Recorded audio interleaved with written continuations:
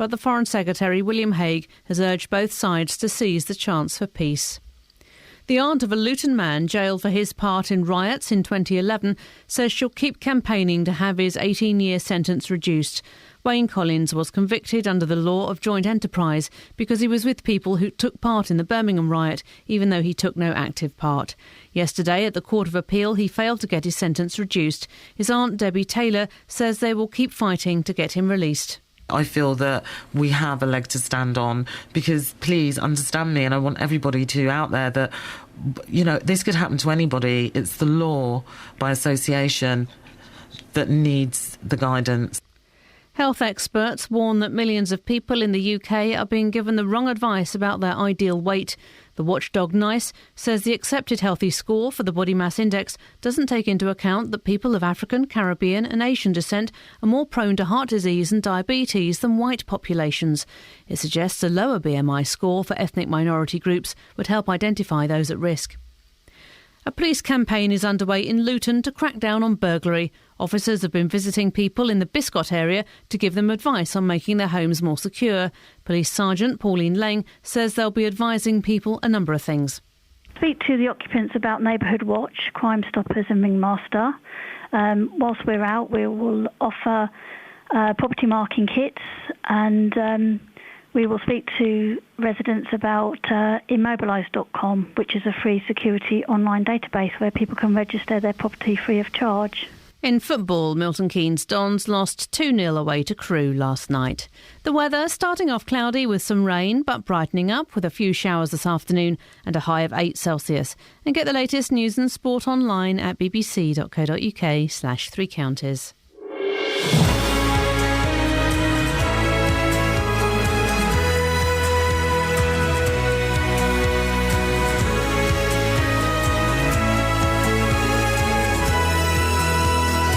Morning, this is Iain Lee, BBC Three Counties Radio. It's Wednesday. Wowzers! Wow!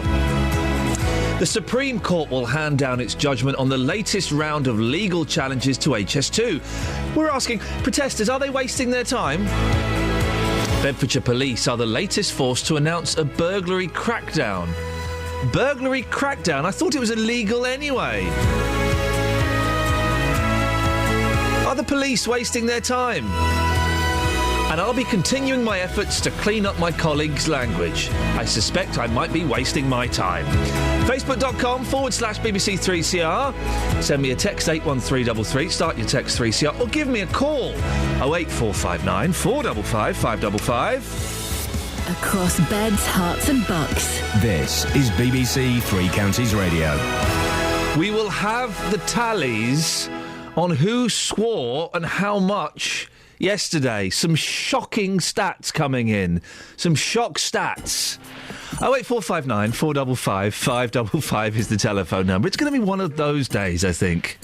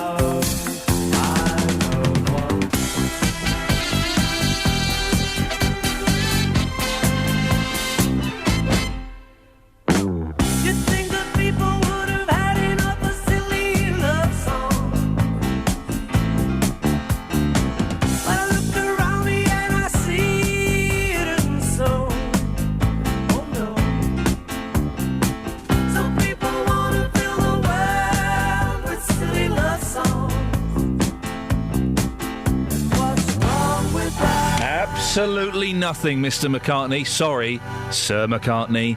Nothing whatsoever. 08459 455 555. HS2 is set to become a significant step closer later today when the Supreme Court passes judgment on the last set of legal challenges from its opponents. While the government seems prepared to plough on regardless of objections about the erosion of the countryside, loss of quality life and bats, some people living along the route still hold out some hope of a change of heart, but many feel they're fighting a losing battle. Our reporter Tony Fisher has been talking to them. First stop, Little Chalfont, lovely leafy Buckinghamshire town. Let's see what people here think about HS2. It's just going to make one hell of a mess and cost an armload of money. I'd much rather the potholes in the road were filled. Walked into the butcher's here in Little Chalfont. You're the butcher here, are you, sir? I am the butcher. And have been for far too long.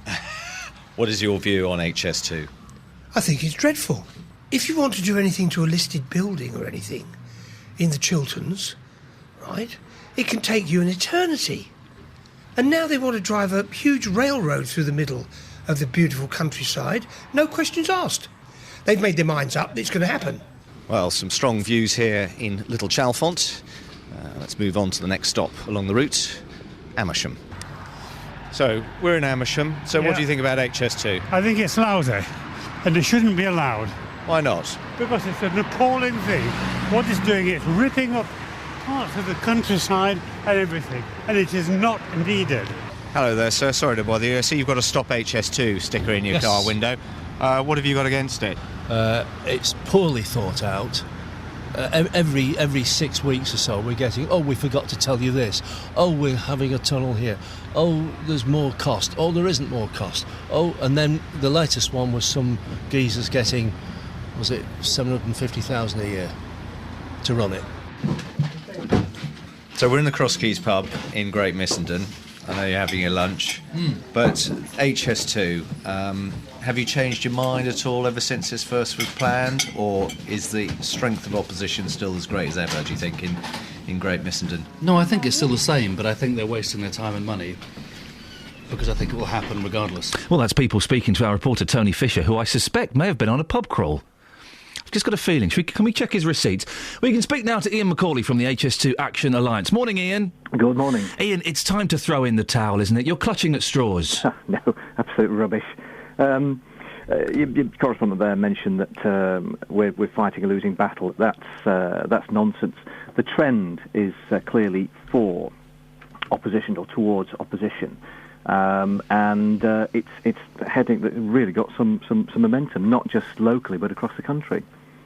Today's judgment won't stop HS2, though, will it? No, I mean it's just one more battle in the war. I mean this is a huge project, and I think that there's a lot of legs in the dispute. But all you can achieve is just tinkering, is just slowing things down by maybe a few months, a few years, like tinkering with the details. Are you confident that at some point you can actually stop this project happening? Well, just referring back to the trend in opposition, I mean, this time last year, it was sort of around about 2012, this time 2012, the figures were that support was slightly ahead of opposition. Now, something like 53% of the population nationally is opposed to HS2, and only 20% are in support. And that's a massive range of people, from what you heard locally to the most no-nonsense business community in the land in Yorkshire, where 62% are saying, we simply don't need it. People are against it. Lots of people are against it, and we know because we speak to them, and we'll get phone calls from them today. But legally, there's not much more you can do, or is there? Oh, yeah. As I say, this is one more battle in the war today, but there are a couple of options into Europe. I mean, quite technical. So, in summary, there are two routes to take into Europe. One is to make a complaint, bring a complaint to the Aarhus Convention Compliance Committee. Now, they basically have the power to find that any ruling, if it goes against us, would leave the UK in breach of the UN treaty obligations under the Aarhus Convention, which is an environmental-related rule. We're also planning, if we fail today, to bring a complaint to the European Commission. Now, if that's taking that route, then that means the UK government will be taken to the European Court of Justice to explain why it's not completed a strategic environment assessment for HS2. Basically, in layman's terms, the government does not properly assess the environmental impact of HS2. Ian, what's the mood amongst other members of the HS2 Action Alliance? I think it's just frustration that it's such a blindingly obvious situation. This is a vanity project that the majority of the people in the country don't want. I mean, most people's view, or the occasions when people will come across HS2 trains, are when they're standing in their garden watching this gravy train hurtle by 250 miles an hour. It won't actually stop in the places where it is most needed. Ian, thank you very much for your time. Nice to talk to you. It was a ridiculous hour of the morning. I appreciate you getting up for us. Ian Macaulay from the HS2 Action Alliance. I always get lots of strong calls on this. 08459 455 555 is the telephone number if you want to give us a call. We'll give you the latest update very shortly on the swear box. The breakfast crew have decided to stop swearing for the week. Right, I've not started writing down Okay, today, well, Justin you had some confessions from yesterday, didn't you? I did 2 in the office yesterday. Yeah, we heard that. Oh, man. This is me trying to stop pornographic texts being sent to my phone. 2 in the office and then 2 at home. One of them was to the delivery company. I'll tell you that story later on. Kelly Betts sent me a text with a swear word in. Does it count if it's written down? You know it does. Yes. We've had that discussion. And you even said in the text, this is going to cost me 50 pence, but it's worth it. Was she swearing about me? Justin Dealey this morning, in the space of 5 minutes, had 3. Oh, I know. What, is it all day swears? And then he didn't realise it was all day swears, despite us discussing that. And he's admitted to 10 swears yesterday in the day. But I think he said there were 10 over a fried egg. That's a conservative estimate. 10 over a fried egg with his mum. So, yeah, they're very conservative. With his mum? Yeah. Yeah. So we'll say he's got 13. We'll add the... Oh, Catherine, how many did you do yesterday? Probably about 2 milds. I don't think they're even 50p's. I think they're probably 25s. What were they? Well, I can't say one. You can't say them on there. They're 50p's. But they were things like, one that rhymes with ruddy. That's a swear, 50 pence. And you say about 2. One that rhymes with farce. You basically just said it within that word. Yeah, that's another. That counts. So add that a pound. But be honest, any more? No. I was with my little 2-year-old all day. Yeah. That kind of limits things. OK. Here's someone who hasn't got a potty mouth. For beds, It's Alice Glossop. and bugs. BBC Three Counties Radio. Good morning. Looking pretty quiet out there at the moment. On the cameras does look quite miserable though. Lots of surface water, especially on the M40 and M4.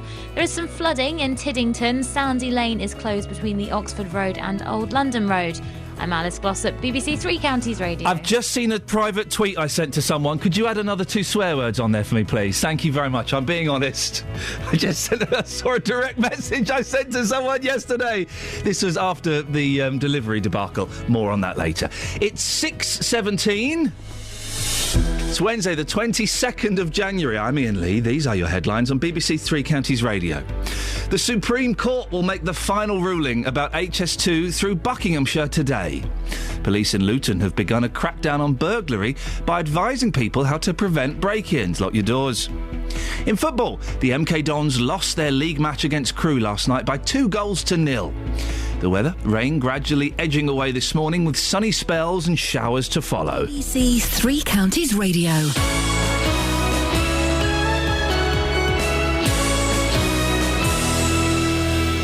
Every weekday morning from 9, The JVS Show. Well, whose fault is it that there are so many fat people in this country? It's a horrible word. Jonathan Vernon Smith. But why do you want to kind of tiptoe around the issue? People are people. People aren't fat just because they're big. Tackling your consumer problems. Over the last few months, I've been palmed off every few days. There are some absolute rogues out there in the car industry. Tim, I'm going to send Wayne in to you. Let's get some detail and we'll get this sorted out. The JVS Show, weekdays from 9, BBC Three Counties Radio. Coming up before 7, hopefully, Justin Dealey will be talking to us about a racist chair.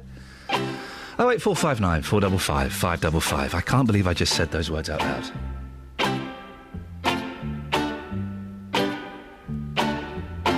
Guess there's no use in hanging round. Guess I'll get dressed and do the town. I'll find some crowded avenue, though it will be empty without you. Can't get used to losing you no matter what I try to do. Gonna live my whole life through loving you. Call up some girl I used to know. After I heard her say hello, I couldn't think of anything to say. Since you're gone, it happens every day. Can't get used to losing you no matter what I try to do. Gonna live my whole life through loving you.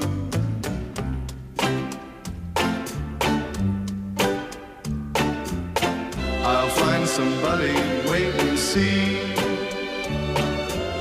Who am I kidding? Only me. 'Cause no one else could take your place.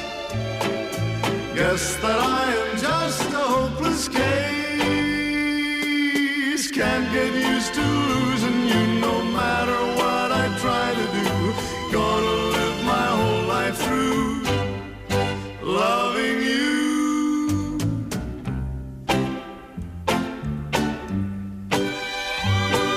I can't get used to losing you no matter what I try to do.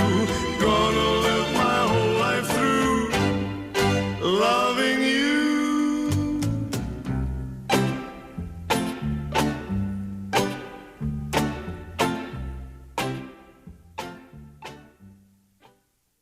Morning, this is Iain Lee, BBC Three Counties Radio, 08459 455 555. You know the drill. Now, with all our forces, police forces that is, increasingly having to watch the pennies, more emphasis is being put on stopping crime, specifically burglary, before it happens. Police in Hertfordshire and Milton Keynes have been sending out officers to areas with a high number of break-ins, offering security tips, invisible marking, and even knocking on doors to tell people they've left their windows open. Really? Ugh. Last night, it was Luton's turn as Bedfordshire Police launched Operation Worm Vision in Biscot. Catherine Bowles in the studio to tell us more. Catherine, why now? Well, Bedfordshire Police say burglaries often increase during the winter months because of the darker nights. So their officers are out advising residents on how to tackle burglary and giving handy hints on fighting criminals. Not physically, because as we know, there are limits on that. Do you remember when the council was going through that thing where they were switching off street lights? Yeah. To save electricity Yes. and money? No, it doesn't. The darkness doesn't increase crime, yet the police are saying it does. Well, yes. Interesting. It is. The hope is that residents will take simple security measures to keep their property safe. It's basically, we're all in this together, sort yourselves out. Here's Hertfordshire Police Sergeant Pauline Leng, who led last night's operation. Operation Vision is a high visibility policing where we visit people's homes to offer reassurance to residents and ensure the best possible security is in place to protect their homes. Speak to the occupants about Neighbourhood Watch, Crime Stoppers and Ringmaster. Whilst we're out, we will offer property marking kits, and we will speak to residents about immobilise.com, which is a free security online database where people can register their property free of charge.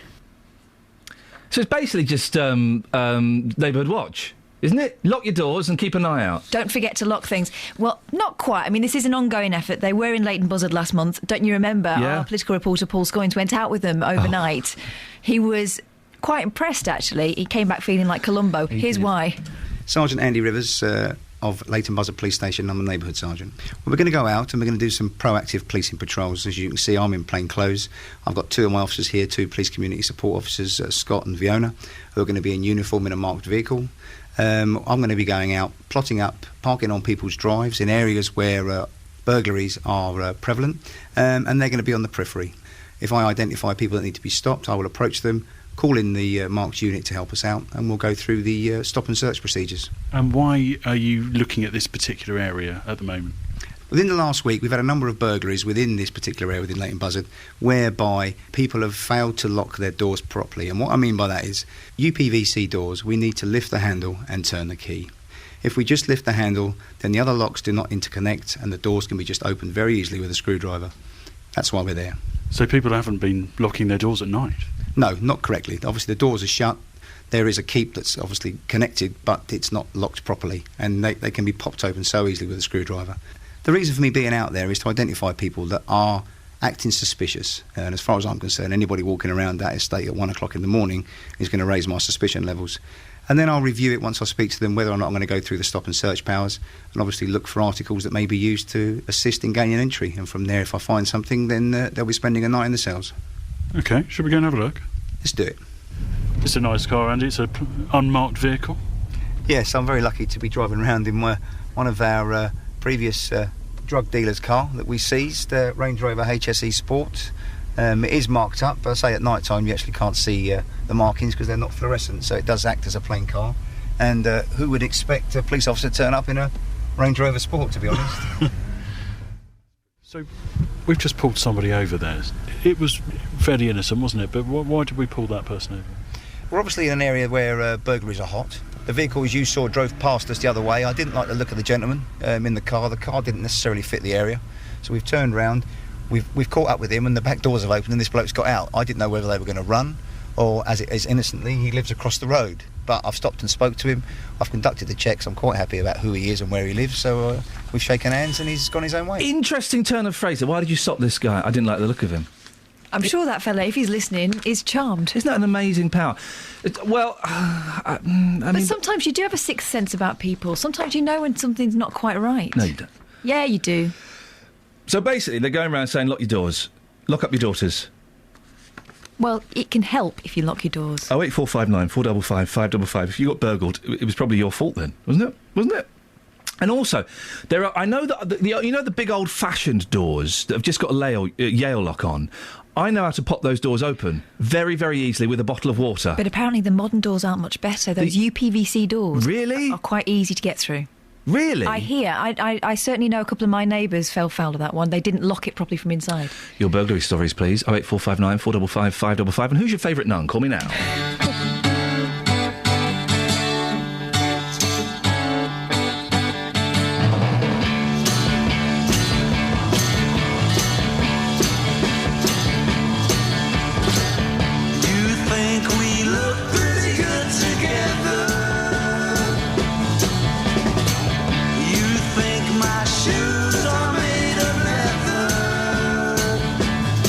But I'm a substitute for another guy.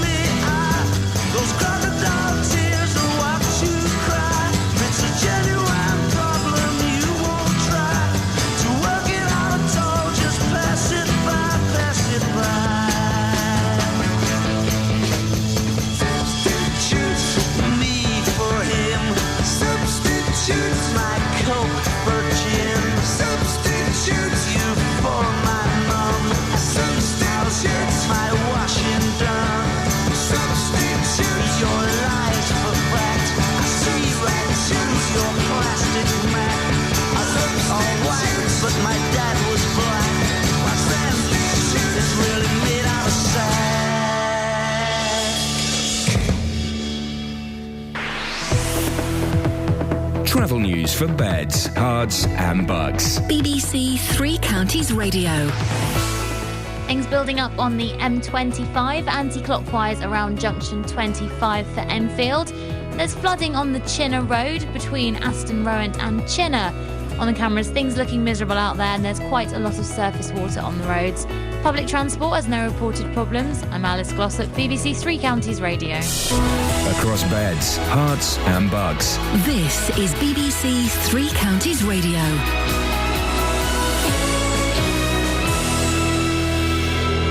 It's 6:30, I'm Jane Killick. The latest ruling on legal challenges brought against the government's controversial HS2 rail scheme will be announced today. The Supreme Court will hand down its verdict on an appeal brought by campaigners against the route through Buckinghamshire. A major diplomatic effort to end the 3-year civil war in Syria is beginning today in Switzerland. An international conference will bring together delegations representing President Assad's government and part of the Syrian opposition. A police campaign is underway in Luton to crack down on burglary. Officers have been visiting people in the Biscot area to give them advice on making their homes more secure. The weather, cloudy with rain this morning, some sunny spells and showers this afternoon, and a high of 8 Celsius. On to sport, and we start off with football. In League One, Milton Keynes Dons are now 8 points adrift of the playoff places after losing 2-0 away at Crewe last night. The Dons missed a chance to level when Sean Williams' penalty was saved. Dons manager Carl Robinson was critical of his side's performance. I think too many people did their own thing, and it wasn't through a lack of doing their own thing because they weren't working hard. From an eagerness to do too much. Taking too many touches, not getting your shots off or your crosses in when you should. So I don't want to talk about the penalty or the pitch or Shawnee obviously his free kick at about 2 minutes before they took theirs and scored theirs. There was other elements of that were a little bit more we've got to be a little more honest and more open with ourselves. Manchester City are into the final of the League Cup after a 3-0 win against West Ham at Upton Park. Luton's lead at the top of the conference is down to just 1 point. Second-placed Cambridge won 1-0 away to struggling Tamworth, leaving them a point behind Luton with 1 game in hand. Watford have confirmed that Gabriel Angela's red card against Bournemouth at the weekend has been transferred to his defensive teammate Fitz Hall. Angela was sent off for a foul Hall committed and the club appealed. It means that Hall is now suspended for the FA Cup 4th round tie at Manchester City on Saturday. And Milton Keynes Olympic long jump champion Greg Rutherford has been forced to delay the start of his 2014 season through injury. The 27-year-old has pulled out of the Glasgow International match on Saturday after suffering a minor injury during training. BBC Three Counties News and Sport. I'll be back with a full bulletin at 7. Across beds, hearts and bucks. This is Iain Lee. BBC Three Counties. We haven't got time for that. We know what's going on here. So, Catherine's joined me in the studio for the look at the papers, and Dennis has joined me on the telephone for the look at his life. Morning, Dennis. Hiya, Dennis. Morning. Now, listen, Dennis, yesterday, I don't know if you remember me telling you and the listeners that I was receiving pornographic texts at £1.50 a pop, which I couldn't even do as I haven't got the internet on my phone. It's only WAP enabled. And I'd lost over £100. Had you? Yeah. Yes. Did you keep the porn though? So I'm going to ignore that. So I had a rather fruity phone conversation with my mobile phone provider. You heard it, Catherine? Well, I was right next to you. Yeah. I think most of the office heard it. Yeah. I embarrassed myself. But they were lying to me about something. And when I said, that's not true, the girl got very defensive. Well, is it not true? We have a lot of texters listening at the moment. Yeah, OK. This is what they said. This is what they said, OK. They looked through my phone bill and they said, you've texted a number. OK, you've texted a number and this is the reason you're getting porn texts, right? Now, the number they gave me, Dennis, was 81333. What number's that? 8133. No, listen again. 81333. No idea. OK, how often do you listen to this show?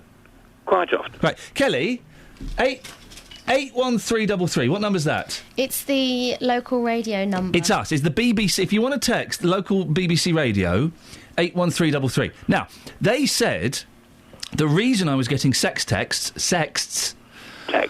Yes, go on. Yeah, was because I texted 81333. Now, I said that's not true. She said it is. I said it's not. She said it is. I said it's not. She said, how do you know? I said, I'm sat in the BBC office right now. She said, I don't believe you. I said, OK, what I'm going to do is I'm going to ask someone who's technically minded here. I pulled the phone away. Gareth, if we text 81333, do the BBC send on or sell our numbers to other companies? No! No, they don't. I don't believe you. This happened. This is why I was getting angry. So, what I want to know, dear listener, if you have texted this show... Maybe they were right. If you have texted this show, have you received a deluge of pornography? This could also act as a handy excuse. It could do. If you are so minded. 81333, yes. Are you texting the show while you're on air? Occasionally I text the show. If Justin's filling in, I will text him abuse. Oh, right, OK, fair point. And also on Saturday mornings, 9 till 12, I'll text him abuse. Fair point. So... I've also texted him such things. But so far, no filth. No, you've not had filth through? No. So this is why I had a big row with them. And then I said, can I speak to your manager? I'll put the manager on. And then the manager said, sir, you're getting very angry. I was.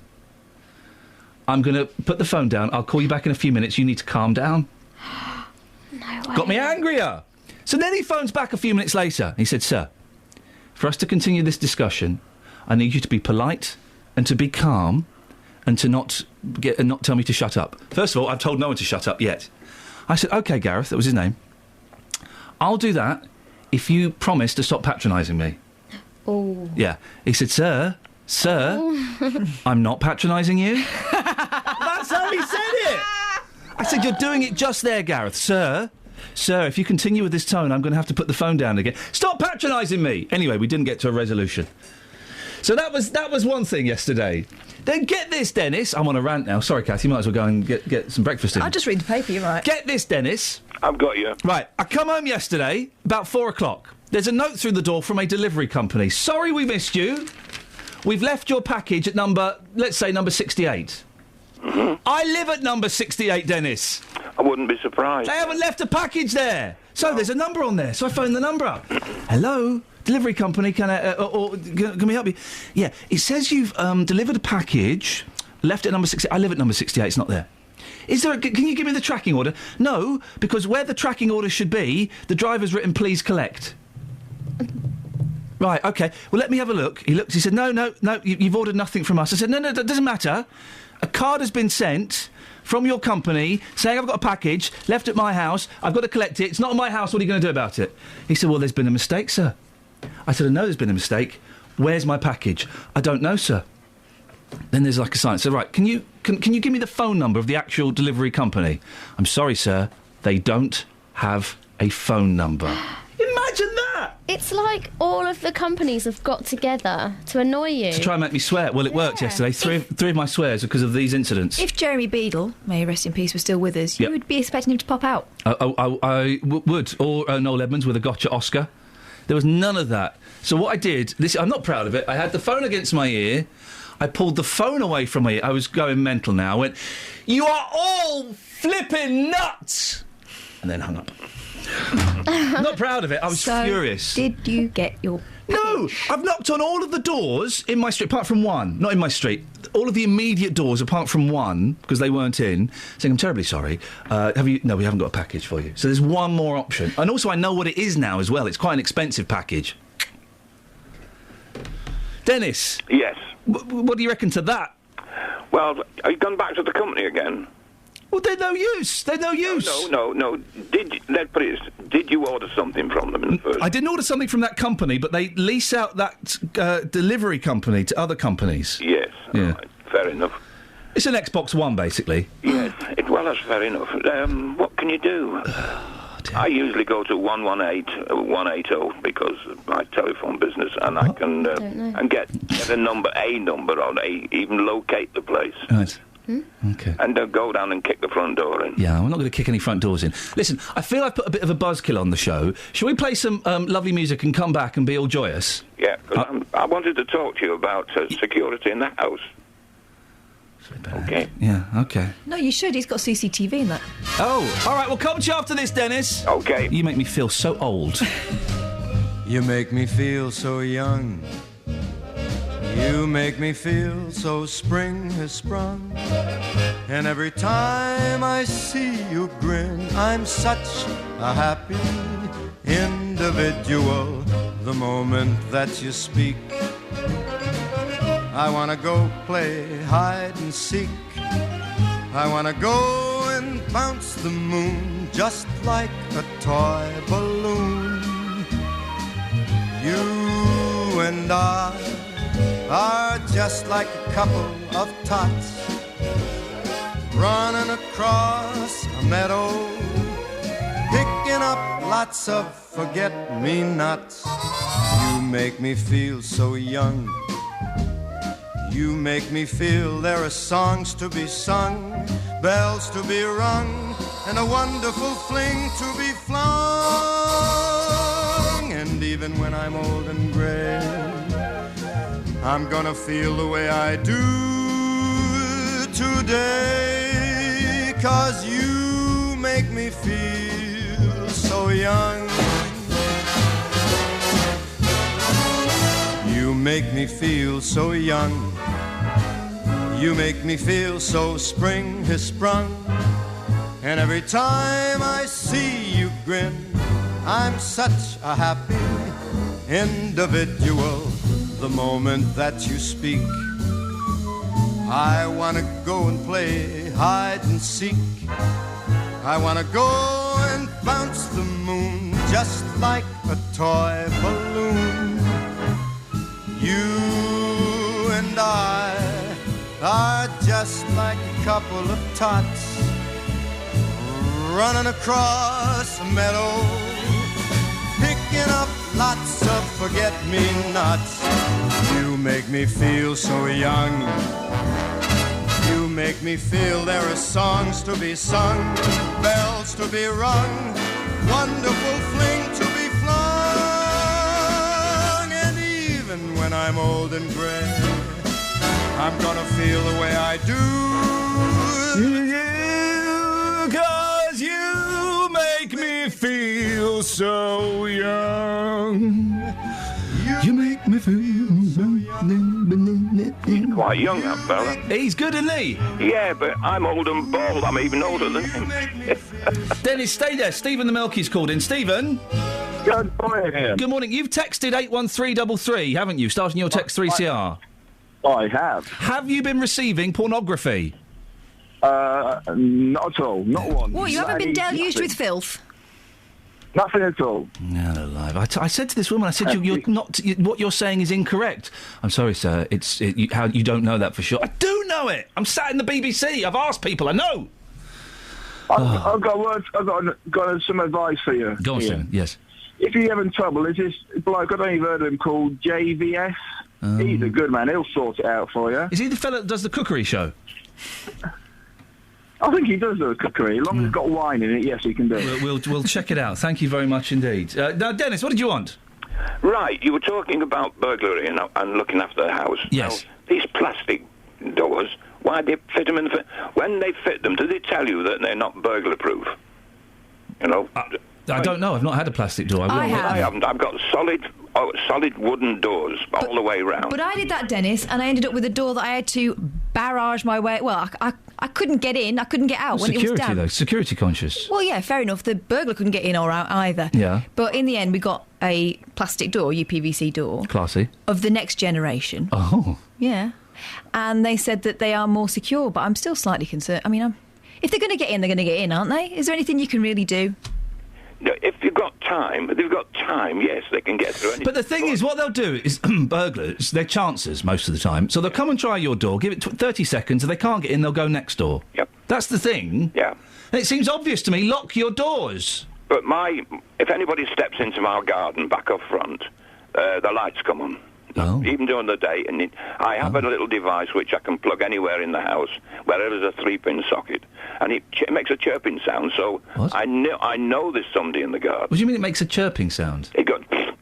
And I can't do it. A blow-off sound? No, it's not a blow. That's a blow-off sound. It sounds like a bird. Well, do it. Do it. No, I can't. The noise you made doesn't sound like a bird. That sounds like a blow-off. Because I'm not very good at making that noise. Okay. However, Kelly Betts has got a good point she'd like to make. Kelly? Dennis, did you say it's like a bird sound? A bird sound chirping, yes. But what happens when there is actually a bird chirping? We've got thousands of the damn things. Actually, I think half the population of the sparrows have moved into our garden. So if a burglar is on your property Yes. It would sound like lots of birds. Yes, but this is mostly at night, and most of the birds are asleep by then. And also, birds don't make blow-off noises. That's true. Good point. However, the front, back and door, the doors are all double locked, and when we come in at night, they're deadlocked. So even if you put the key in, they won't work. Dennis, it sounds like you live in Fort Knox. Have you been burgled or something in the past? No, but I'm conscious that people do things like that. Did you steal a lot of art during World War II or something? Yeah, no money. World War II, I was a young gentleman. The only things I stole there was somebody's virginity, but that was beside the point. Ladies and gentlemen, that's Dennis in Dunstable, always lowering the tone. Travel news for beds, cards and bugs. BBC Three Counties Radio. I definitely can't follow that. Things are building up on the M25 anti-clockwise now between 21 for the M1 and 20 for Kings Langley. Bricket Wood looking very heavy on the North Orbital at the M25 junction 21A roundabout. And in Boreham Wood, the A1 southbound already queuing this morning between Stirling Corner and the Watford bypass. Public transport has no reported problems. I'm Alice Glossop, BBC Three Counties Radio. Thank you very much indeed. Don't forget, coming up later on in the show, Justin Dealey will be talking about a racist chair. But now it's 6:46. It's Wednesday, the 22nd of January. I'm Iain Lee. These are your headlines on BBC Three Counties Radio. The Supreme Court will make the final ruling about HS2 through Buckinghamshire today. Police in Luton have begun a crackdown on burglary by advising people how to prevent break-ins. In football, the MK Dons lost their league match against Crewe last night by 2-0. We'll do the papers in a bit, shall we, Catherine? We didn't really get much done then. I've got some good ones. OK, 08459 455 555. Before that, though, let's get the weather. Here's Kate. Beds, hearts and bucks weather. BBC Three Counties Radio. A rather damp start to Wednesday. We had a heavy band of rain moving through in the early hours of this morning. Now, that's made its way pretty much out of all three counties now. It's just moving its way towards the North Sea. Behind it, though, is a rather cloudy flow. 1 or 2 outbreaks of rain. Behind it, just light ones. But also a bit of mist and fog starting to develop as well. But eventually, we should get some brighter spells, some dry spells, and maybe by this afternoon, a glimmer of sunshine. Maximum temperature around 8 Celsius, 46 degrees in Fahrenheit.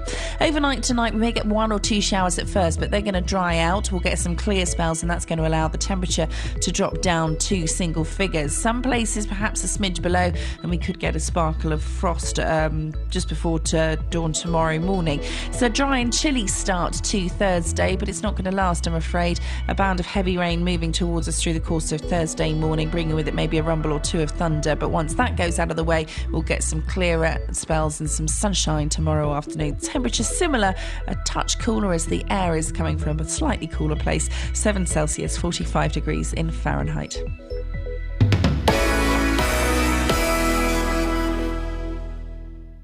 Original British drama on BBC One. Welcome to our glorious enterprise. We're going to build a new France. How?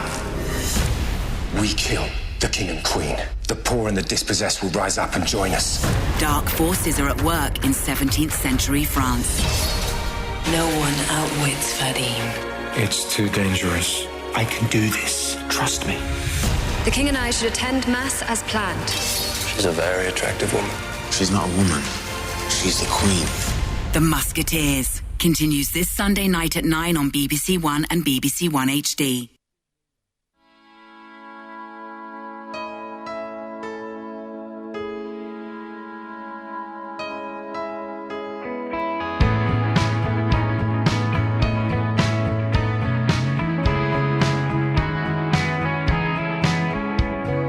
Picture perfect memories scattered all around the floor. Reaching for the phone 'cause I can't fight it anymore. And I wonder if I ever cross your mind. For me it happens all the time. It's a 1:15. I'm all alone and I need you now. Said I wouldn't call, but I lost all control and I need you now. And I don't know how I can do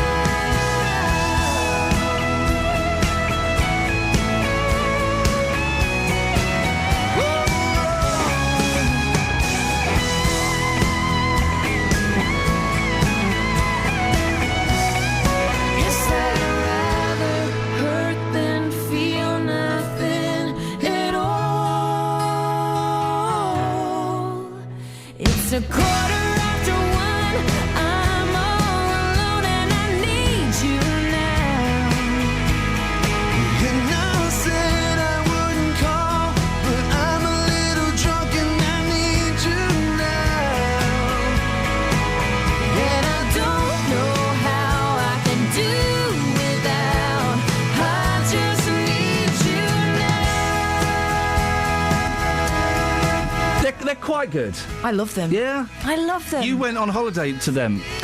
I went on holiday to them. My sister lives in the town where the men are from. Evans, Georgia. Oh, the from the band? Yeah, not her. Not the singing one.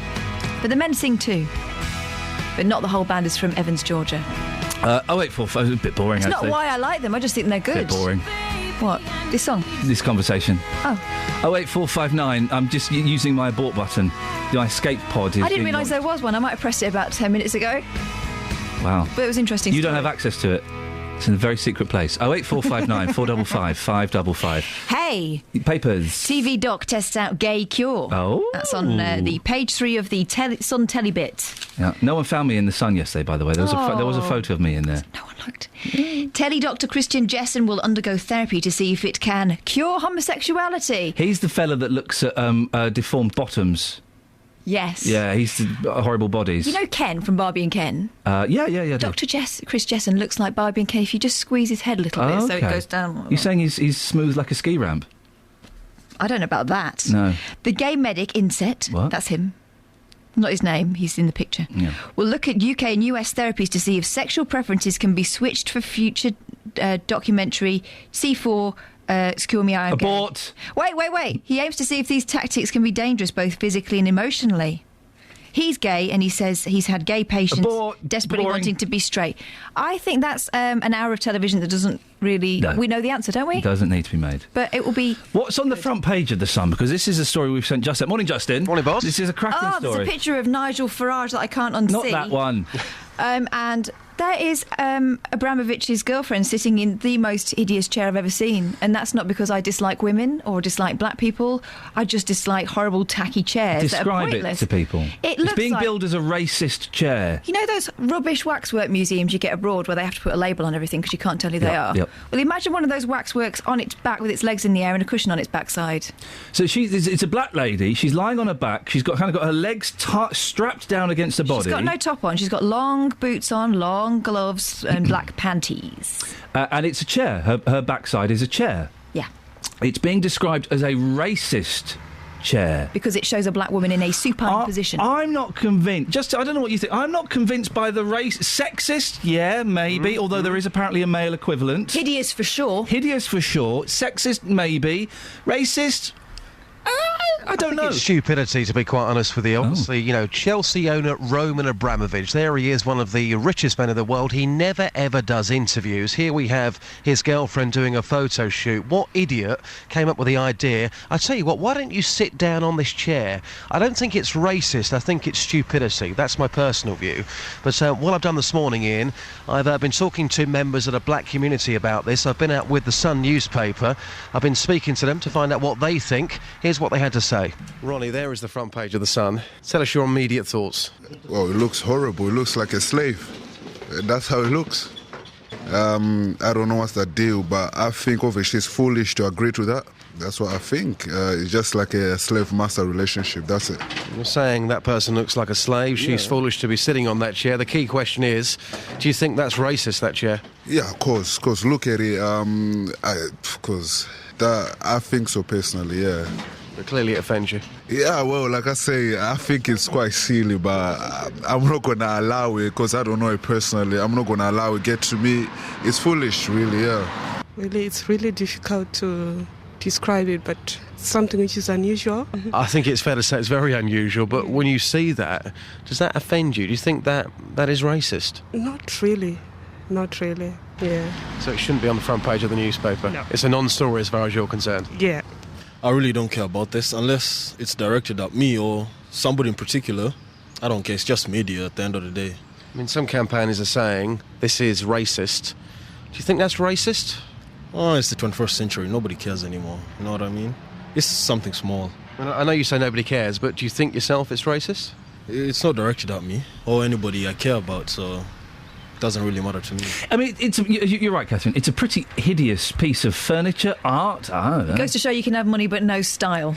I guess part of it is the context. We were talking about this earlier on, that it's in Russia, where there aren't very many black people. It's being sat on by a white Russian billionaire. Does that change it slightly? I don't know. I mean, recently I went to Riga, which is a Russian state. You're absolutely right. I didn't see... In fact, I did. I saw one black person all weekend, and that person was a tourist. I think that does change the context of it slightly. But again, to go back to my original point, I just think it's stupidity. Yes, she has come out. Yes, she has apologised. But this photograph on the front page of The Sun this morning is going to really embarrass Roman Abramovich. Whoever's idea it was, quite frankly, they were being absolutely ridiculous. Well, I think she's since apologised, and the photo has been cropped now for the online... It's an article for a magazine, I think, but it's been cropped for the online thing. Just whereabouts are you off to for the rest of the morning? Ian, I can do whatever you want, sir. I am yours. You tell me where to go, and I will go. Costa. OK. All right. Cheers. Large latte, please. OK. Cheers, sir. He just goes. He just follows instructions like that. It's an interesting one, isn't it? Can a chair be racist? No. When I heard about the racist chair last night, I was expecting something... I'm going to say it, something worse than that. Having lived in Spain, where there really is no sensibility of that, they're about... some areas, they're about 30, 40 years behind. Because they just don't have contact with very many black people at all. They certainly don't have the same voice as they have in this country. They have a similar attitude in Japan. Japan's a little bit racist towards black people. I remember going into a supermarket and they had... they were called black man pants. And it made, things look bigger down there. And there's kind of that slight underlying race, not even that slight, actually, underlying racism from the Japanese towards black people. It's very strange, isn't it? It's very strange how different cultures react to different people. Yep. 08459 455 555. I'm asking a question I never thought I would ask on the radio. Can a chair be racist? And how fast did they put this chair on eBay after this? Yes. Let's have a little look. Right, let's get the travel. Travel news for beds, cards and bugs. BBC Three Counties Radio. We've had a call in from Tim in Biggleswade. The London Road is closed around the Bulk. We're just waiting for further information on that. And on the M25 anti-clockwise, there are reports of an accident just before the Holmesdale Tunnel around junction 25 for Enfield. Queues going back to 26 of Waltham Abbey at the moment. On the speed sensors, the A1M is starting to build up around junction 7 for Stevenage, and public transport has no reported problems. I'm Alice Glossop, BBC Three Counties Radio. Alice, thank you very much. I've had a tweet from Scott. Can a chair cure homosexuality? You've confused two stories there, Scott. It's just... you're making things a little bit muddy there. Can a chair be racist? Wow, there's a sentence. It's up there with Who's Your Favourite Nun? And call us with your chainsaw stories.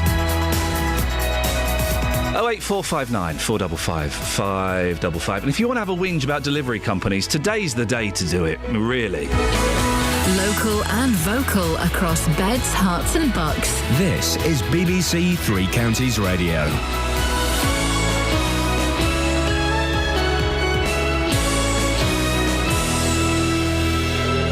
It's 7 o'clock. I'm Jane Killick. The headlines. The Supreme Court rules on HS2 today. Diplomatic push to end the civil war in Syria and crack down on burglary in Luton. BBC Three Counties Radio. The Supreme Court rules on HS2 today. The HS2 Action Alliance brought a challenge against the high-speed rail line through Buckinghamshire after the Court of Appeal ruled against them.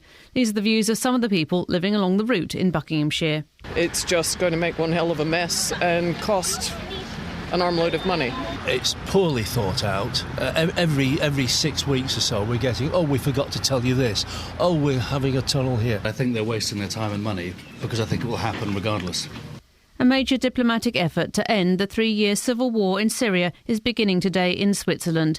For the first time, an international conference will bring together delegations representing President Assad's government and part of the Syrian opposition. The aunt of a Luton man jailed for his part in riots in 2011 says she'll keep campaigning to have his 18-year sentence reduced.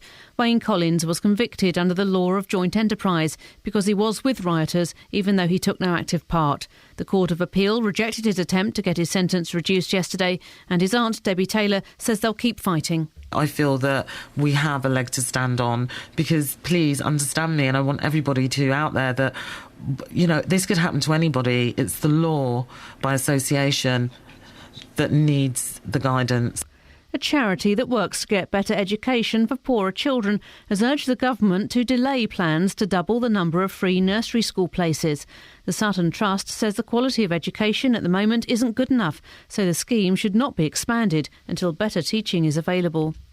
The European Commission is expected to announce today that it's scrapping binding national targets for generating renewable energy.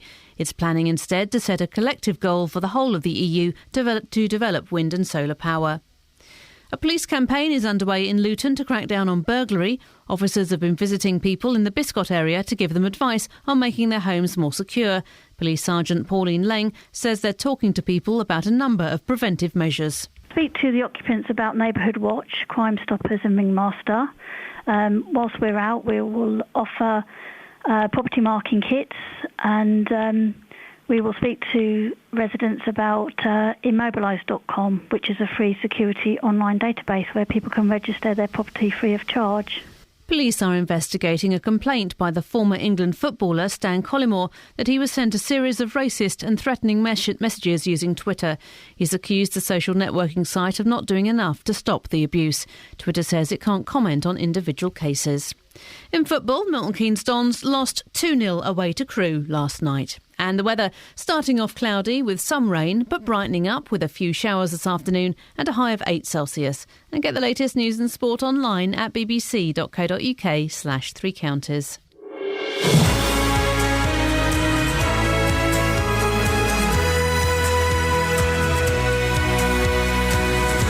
Morning, this is Iain Lee, BBC Three Counties Radio, 3 minutes past 7, Wednesday, the 22nd of January. Lots coming up. The Supreme Court will hand down its judgment on the latest round of legal challenges to HS2. We're asking, are the protesters wasting their time? Bedfordshire Police are the latest force to announce a burglary crackdown. They've been patrolling the Biscot area of Luton, offering handy security tips. We're asking, are the police wasting their time? And I'll be continuing my efforts to clean up my colleagues' language. I suspect I might be wasting my time. Facebook.com/BBC3CR. You can send me a text, 81333. Start your text 3CR. Or you can give me a call, 08459 455 555. Across beds, hearts and bucks. This is BBC Three Counties Radio. Also, after my first world problems, of coming home, finding a delivery note saying, hello, sorry we missed you. We delivered your package at number 68. I live at number 68. No order number, nothing. I phoned up the number on there. Sorry, sir, we can't help you. Where's my package? We don't know. Right. If you want to phone up and have a whinge about delivery companies and ordering things, then you can. Obviously, don't mention any company names, but do give us a call. Let's hear your horror stories, shall we? There are some companies that have been in the paper recently for just chucking, quite expensive things that you've ordered online over the wall.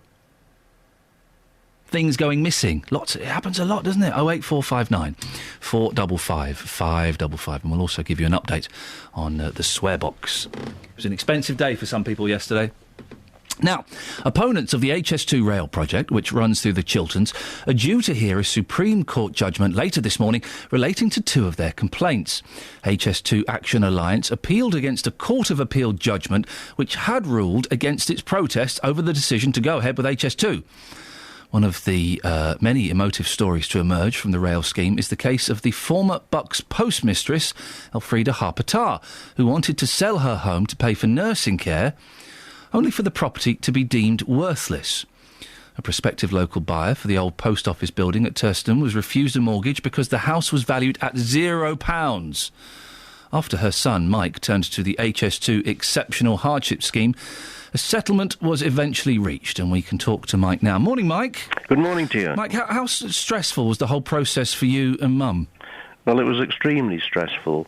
If you just imagine a 97-year-old at the time lady who is blind and basically dependent entirely on carers to provide her food and look after her, and then knowing after another accident that she had got to go into a nursing home after a spell in hospital to be looked after 24 hours a day, but also knowing that such homes are expensive, and she had an asset, of course, which was her house, and her savings had virtually gone at this stage. And so the net result of all of that was that she had, to say the least, a stressful time, but we obviously looked after her. She was in the home, and we aimed to sell the house to provide the proceeds for the rest of her life. But, as you've already just said, when it came to the crunch, having found a buyer in the village, in fact, Ter Western, incidentally. Thank you very much, yes. I realise I said it wrong as I was saying it. Apologies. Yeah. We found a buyer, so we thought we didn't have to trouble anyone. They were happy with the purchase, which was a bigger house for them, and they were going to do it up. It's a Grade 2 listed building, which needs, obviously, great care when you try to do it up, because they had to get permission from the listing people and the ordinary planning permissions from the council. All was going ahead, we thought, perfectly well. And then suddenly I got a phone call from them saying, Mike, we're in trouble. I went straight on over, and they showed me the letter from the Building Society, which refused the loan and indeed said that for value purposes they placed a value on the house of £0, bracket 0. Bracket. Just to clarify, just to hammer that point home, how did that make you feel when you saw that? Horrified, because it obviously completely stopped the sale, full stop. And at that stage, we knew that it was difficult to sell houses in the village, but bear in mind, this was someone from the village who was simply moving around in the village. We then decided there was only one answer, that was to go to HS2 under the special hardship scheme, of which I was aware. We were lucky. We had, or my mother had a grandmother, I have a niece who is a solicitor, and she very kindly handled the form for us, some 30-odd pages, incidentally, which that you have to fill in for the hardship? Absolutely. Wow, okay. It's a book, in effect. And various media got hold of the story, and I have to say that whilst on the one hand we were going through the hardship scheme, which involved then placing the house on the open market through an agent to see how things went, that was a completely nil exercise, because in the village, houses are not selling on the open market because people don't want to live near a railway. Or, just to make it absolutely plain to everyone, it's not just a case of a railway as built, but the horrendous engineering works which interfere with your time and life for probably as long as a couple of years. So that who would choose to go and live next to that? Anyway, the press, the television, the radio, the media in general were excellent, and they gave a lot of publicity to the case. My mother's MP, actually Ter Western, is just in Buckinghamshire, although it's only about a mile from Brackley, which is Northants, and its postal address, funnily enough, is Northants, but the village is in Buckinghamshire. The MP for Buckingham, John Bercow, spoke on her behalf on the BBC News, and all in all wrote to the Secretary of State. A lot of pressure was put on them, and I think that, coupled with the fact that no one was rushing forward to buy it through the agent, and the very fact that, shall we say, my mother was obviously not going to be a good advert if they let her down, prompted them, in fairness, to say that they would accept her on the scheme. And we then had to choose from a list of agents they suggested for valuation purposes one. They chose another one.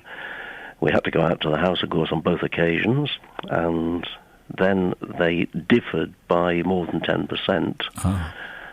So a third one had to be brought in to bring in some form of average, yet another trip to the house. Then there were numerous inspections of the house. Each time you had to go over and go through things with them. And finally, they agreed that they would make an offer, which was satisfactory. I'm not You're happy with that? Yeah, I'm not knocking them on the price. Oh, whether you really get, in theory, I think, the pre-problem prices. Well, I don't think those are possible to calculate, quite frankly. How is your mother now? Has she been able to put this whole thing behind her and move on? She mutters about the railway whenever it's mentioned on the television. She watches, inverted commas, television with her ears because she can't see it. She hears the radio, and every time it comes up, she does remark how lucky she was to have got it done. So she has put it behind her. I think that's a fair comment. And she, I think, is secure financially now for the anticipated... I don't know, if you're 98, you're not going to live forever, are you? But if she lived for 2020, another 120, to beat 120, I think she'd run out of cash. But all being well, she's home and dry, in a nutshell. And she knows she's home and dry, and she is thankful that she's home and dry. Well, that's good. Mike, listen, we have to move on, but thank you very much. I appreciate your time. That's Mike Harpatar speaking about his mum, whose house was valued at £0, nil. Wow. 08459 455 555. Call 08459 455 555. BBC Three Counties Radio. So the front page of The Sun, it's a racist chair. I didn't know a chair could be racist. And I'm not convinced this chair is racist. If you've seen it, whether you buy The Sun or you've seen it in a petrol station or a newsagents, you can't miss it. It's a black lady I'm going to use a word that... bondage gear, basically. She's lying on her back, a model of course. She's lying on her back with her legs tied onto her chest, with her feet up in the air, and is fashioned into the shape of a chair. And there's the girlfriend of a Russian billionaire sat on her. Is that racist? Sexist? Yeah. Unpleasant? Yeah. Bad taste? Definitely. Racist? I'm not sure about that. But then again, I'm a white middle-class bloke. I'm not feeling any white middle-class guilt around it, necessarily. 08459 455 555. What do you make of it? Or maybe you just think, it's a bit of fun. Oh, it's a little bit of fun. Come on, you killjoys, you bloomin' lefties. What's wrong with that? 08459 455 555 is the telephone number if you want to give us a call. I never thought I'd be doing a phone-in about a racist chair. Roman Abramovich's partner, Dasha Zhukova, has apologised after a racist photo of her posing on a chair shaped like a half-naked black woman was published on Martin Luther King Day.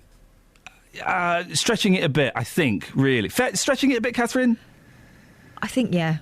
It's always going to be a day. There's always going to be a day going on. Would it be any better the day after? No, it's still horrible. It was published the day after Martin Luther King Day.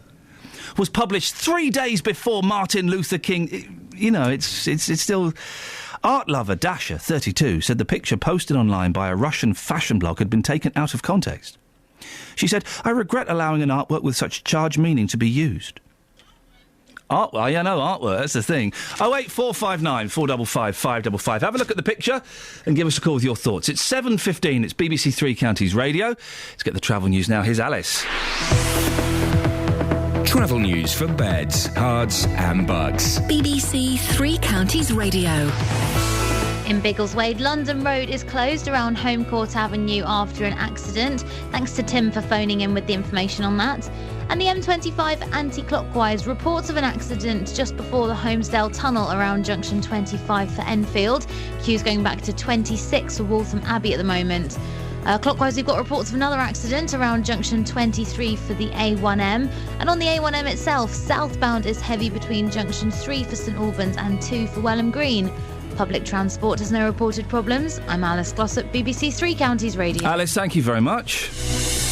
It's coming up to 7:16. It's Wednesday, the 22nd of January. I'm Iain Lee. These are your headlines on BBC Three Counties Radio. The Supreme Court will be making the final ruling about HS2 through Buckinghamshire today. Police in Luton have begun a crackdown on burglary by advising people how to prevent break-ins. Lock your doors. In football, the MK Dons lost their league match against Crewe last night by 2-0. The weather, rain gradually edging away this morning with sunny spells and showers to follow. Coming up, if your house is burgled, is it your fault? 08459 455 555. BBC Three Counties Radio.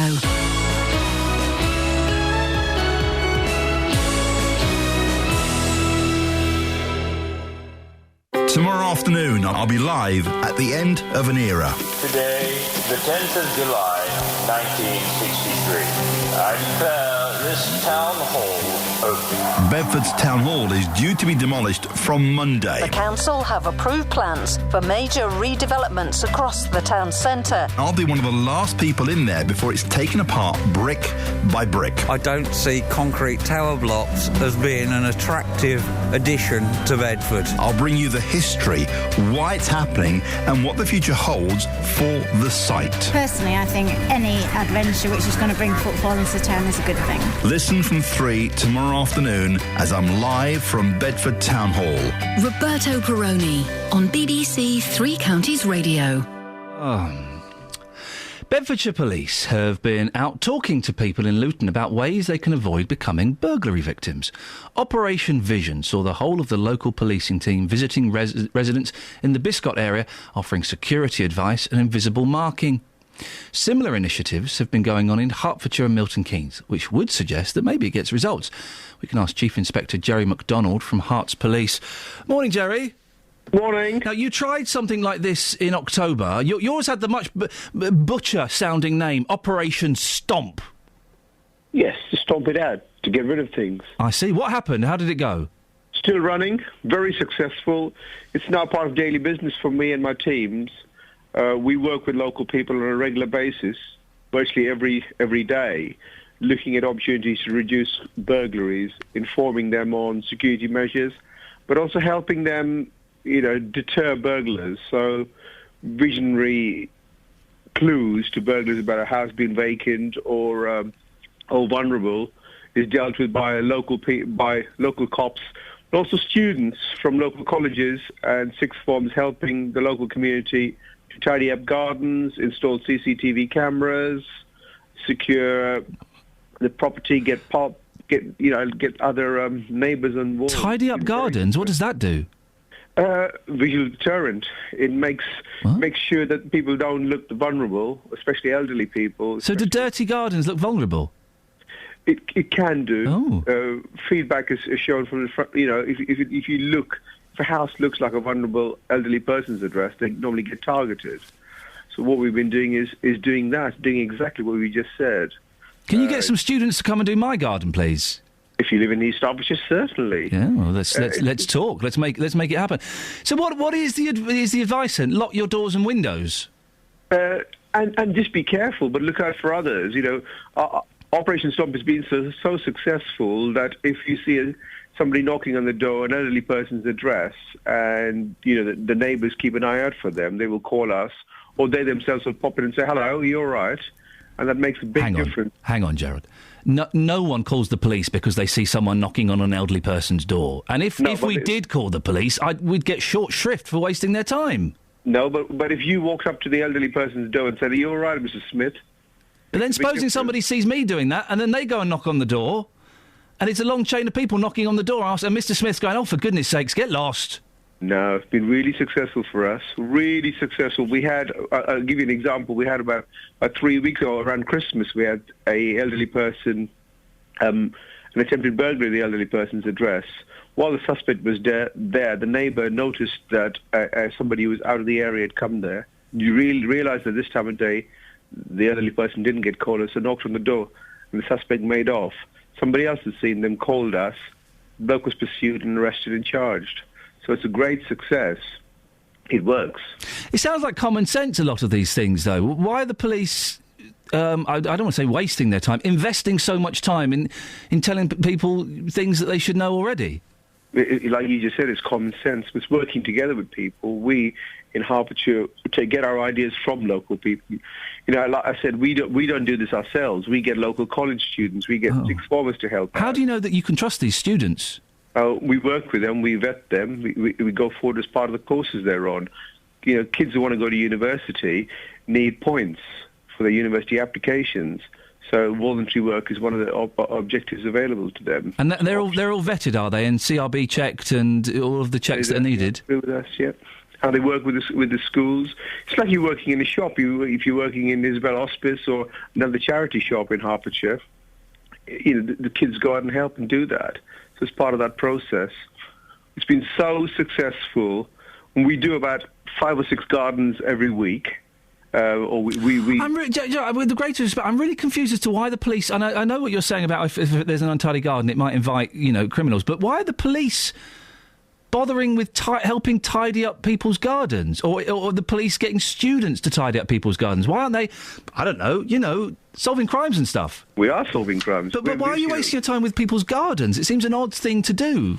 Well, if you've got an elderly resident who never goes out of their garden, has no contact with the outside world, who is not even, they fear youngsters, we try and bring the two. You send some youngsters around there?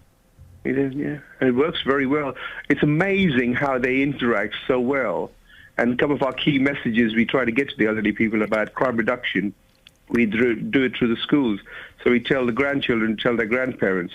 Very impactful. It makes it happen. If people are getting burgled because they've left the doors unlocked, or they've left the windows open, or they've left their car keys on the windowsill, it's their fault, isn't it? No, it's not. We just try and help people. My role is crime reduction. My primary role is reducing crime and catching. Well, exactly. But if people are not following common sense and are leaving, their laptop by the front door where it can be seen through the glass, or they're leaving, it's their fault if they're not following basic common sense, isn't it? Some people are vulnerable, aren't they? And sometimes people do things like that. Some people go out with their purse showing in their handbag. Well, that's a stupid thing to do, with the greatest of respect. It is, but it's our job to remind them about vulnerability and help vulnerable people, and that's exactly what I'm doing here. So you wouldn't say that if I left my downstairs window open and an Apple computer on the windowsill within easy reach and it got nicked, you wouldn't say that was my fault? I would suggest that you need to rethink your security policy. Gerard, thanks very much. Get back to those gardens. There are a few messy ones out there. Gerard MacDonald there.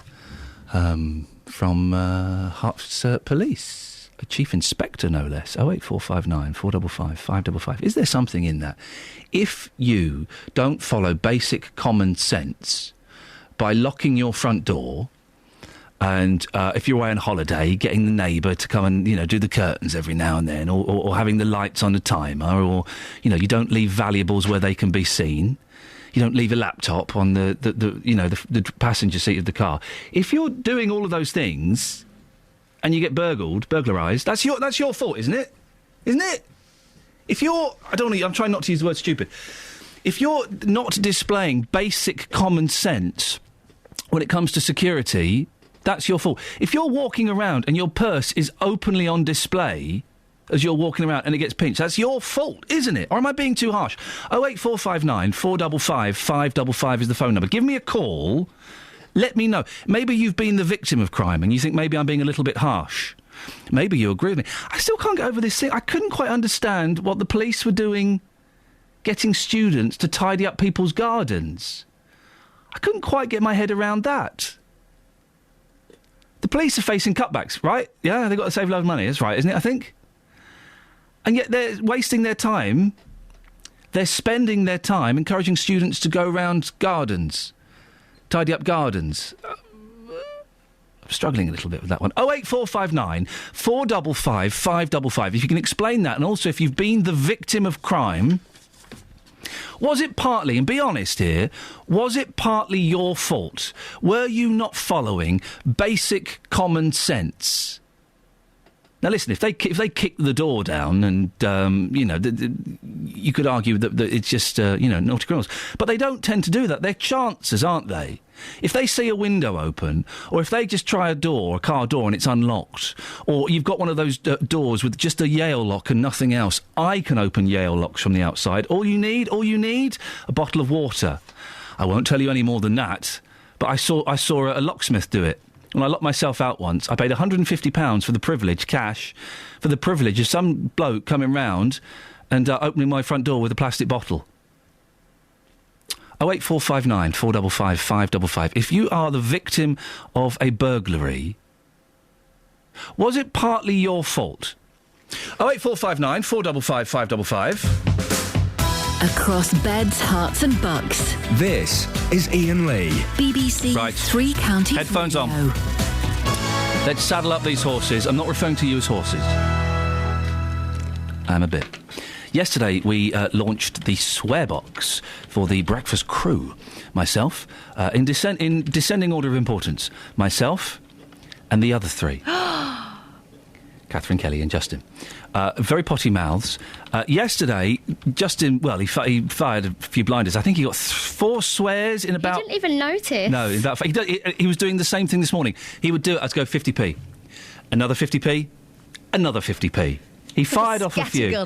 Very scattergun. Now, it carried on throughout the day. Justin claims he didn't know that. He knew that. We told him the facts. We told him the deets. Kelly, you're claiming you did no swears yesterday. I did one, and that was in a text to you for banter. To be fair, she barely spoke at work. Yeah. And you did feel odd, didn't you? Yeah. She said you felt tense. Yeah. Felt uncomfortable and like I couldn't be myself. Yeah. Wowzers. Saying something, isn't it? It is saying something. Well, Catherine has been tallying up the scores. We'll do the scores after the news, OK? Because I want to make sure you've tallied them up correctly. Oh, I feel like Jim Bowen. Count these out for you. It's exciting, isn't it? It's exciting. But let's just say the Action Against Tourette's, they're going to make a few quid out of us yesterday. It was an expensive day. We'll get the update after the news at 7:30. 08459 455 555 is the telephone number if you want to take part in today's show. Also taking your calls on the racist chair. Go and look at the front page of The Sun. Is it racist? Or is it art? It's not art, it's just a really ugly chair. I think Kelly Betts... Was that 50 pence, Kelly? Was that 50 pence? Does it count if no one heard? Yeah, it counts. That's 50 pence. You see? Fantastic.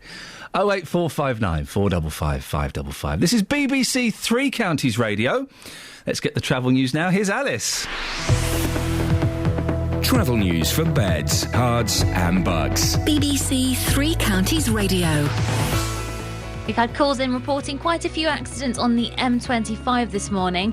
Anti-clockwise, there's an accident before the Holmesdale Tunnel around junction 25 for Enfield. Queues going back to 26 for Waltham Abbey. It's really struggling on the speed sensors there. We've had another report of an accident clockwise between 24 for Potters Bar and 25 for Enfield. And also another one around junction 23 for the A1M. There is a lot of surface water out there, so that may be having an effect. And in Biggleswade, London Road is closed around Home Court Avenue after an accident. Public transport has no reported problems. I'm Alice Glossop, BBC Three Counties Radio. Alice, thank you very much indeed.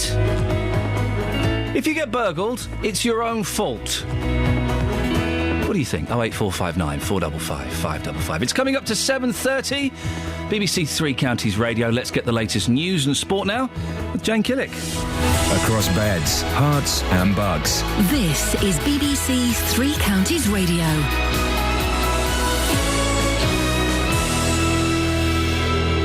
It's 7:30. I'm Jane Killick. The latest ruling on legal challenges brought against the government's controversial HS2 rail scheme will be announced today. The Supreme Court will hand down its verdict on an appeal brought by campaigners against the route through Buckinghamshire. A major diplomatic effort to end the 3-year civil war in Syria is beginning today in Switzerland. An international conference will bring together delegations representing President Assad's government and part of the Syrian opposition. A police campaign is underway in Luton to crack down on burglary. Officers have been visiting people in the Biscot area to give them advice on making their homes more secure. The weather, cloudy with rain this morning, some sunny spells and showers this afternoon, and a high of 8 Celsius. On to sport and in football. In League One, Milton Keynes Dons are now 8 points adrift of the playoff places after losing 2-0 away at Crewe last night. The Dons missed a chance to level when Sean Williams' penalty was saved. Dons manager Carl Robinson wants to rebuild from their defeat. I think because it matters to us, we're trying to get back in the game so quick, rather than being calculated in how we're getting back in the game. I feel, listen, the fans are great tonight. I got to apologise to them coming down here and us not getting the win for them. But like I say, it's disappointing for us all. But there was certainly an awful lot of things in that I know we can put right. Manchester City are into the final of the League Cup after a 3-1 win against West Ham at Upton Park. Luton's lead at the top of the conference is down to just 1 point. Second-placed Cambridge won 1-0 away to struggling Tamworth, leaving them a point behind Luton with 1 game in hand. Watford have confirmed that Gabriel Angela's red card against Bournemouth at the weekend has been transferred to his defensive teammate Fitz Hall. Angela was sent off for a foul Hall committed and the club appealed. It means that Hall is now suspended for the FA Cup fourth-round tie at Manchester City on Saturday. And Milton Keynes Olympic long jump champion Greg Rutherford has been forced to delay the start of his 2014 season through injury. The 27-year-old has pulled out of the Glasgow international match on Saturday after suffering a minor injury during training. BBC Three Counties News and Sport. I'll be back with a full bulletin at 8. Call 08459 455 555. BBC Three Counties Radio. I'm confused by this racist chair. I'm using that phrase just because it's easy. I'm not convinced it is racist. And it is based, if you go to page 5, it's based on a 60s chair. I mean, it's the exact same thing. The 60s chair is a white woman. I'd love to get your thoughts on this. A fuss about not very much? Possibly? 08459 455 555. Steve's in Luton. Morning, Steve. Morning. What can I do for you? Just one of my little questions. Oh, gosh. Yeah? Would we have been better off if we'd have lost the Second World War? No. Next question. Well, what'd you say no? Nobody really knows, do we? We can only think about the question. You can only... You can if we'd lost the Second World War and we'd been overrun by fascists... Yeah. Would we be better off? Yeah. Well, the Jewish community wouldn't, would it? But probably not. But Right. then we don't know, do we? I mean... Well, we pretty much do that the Nazis... I think we know, Steve, the Nazis didn't like Jews. I think we know that. That's very true, yeah, that's very true. What about the handicapped people? How would they be better off? They wouldn't. They'd have been executed as well. Yeah, you're having a stronger society, aren't you? If we had no... Listen, it's just a question. Okay, well, you said something... What I think is what I think, but I'm just saying it's a thinking question. You just said something very... Okay, let's have a little think game, shall we? You said we'd have a stronger society without Jews and handicapped people. Well, you'd clear out the dead wood. You wouldn't have so much as a dole queue. You wouldn't have lazy people around, would you? You'd be made to work. You'd have, you'd have proper standards. That's what I'm looking at. Not as in doing anything to actually people physically, but you put standards in place. So the Jews and disabled people are lazy. No, I never said that. I never said that. I'm talking about getting people up to a standard motivated. of living. Fair play, the Nazis were excellent at motivating people. You can't deny that. But they did hate Jews. They did hate disabled people. We wouldn't have them in this country, Steve. And I would say that would be a negative impact on Britain. So you'd rather the whole country be swarmed with mass immigration. I mean, that wasn't the option. That wasn't the option I was putting to you. Hold on, third world people coming to this country, undermining our way of life, which has happened now. Right. That wasn't the option I put to you. That wasn't the point I was addressing. I'd like you to. That's what I'm saying. But I'm asking the question. I would like you to address the point about the Jews and about the handicapped people. Well, maybe in a horrible way, it's probably not a bad thing.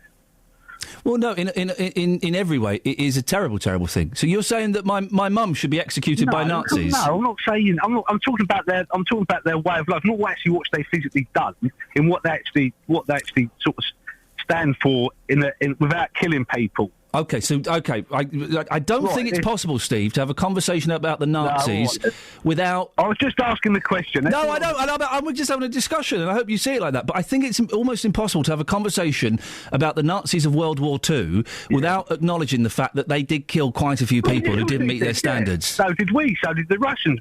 Well, a lot of our people died. Yeah, but we didn't murder a significant number of Jewish people. We didn't murder a significant number of homosexuals. A significant number of disabled people. We didn't do that. 20,000 years, I think, before 20,000 odd years ago, we did sort of rob the Jews and then send them back home. We took their money. 20,000 years ago. No, hold on. That's why we took the star. That's why Hitler took the star, because we had the star on the Jews 20,000 years ago, and he 20,000 years ago. Yeah, well, anyway, it's a long time away. It was a long time away, Steve. Well, anyway, it's just an asking a question. As you like my questions, I thought I'd ask you one. Steve, I appreciate that. You listening to the show this morning? No, because my radio don't work in the van. Thank you very much indeed. He's asked a question, and which is an interesting question. Would we have been better off if we'd have lost World War II? Then pretty much every single word that came out of his mouth after that was nonsense. Wasn't it?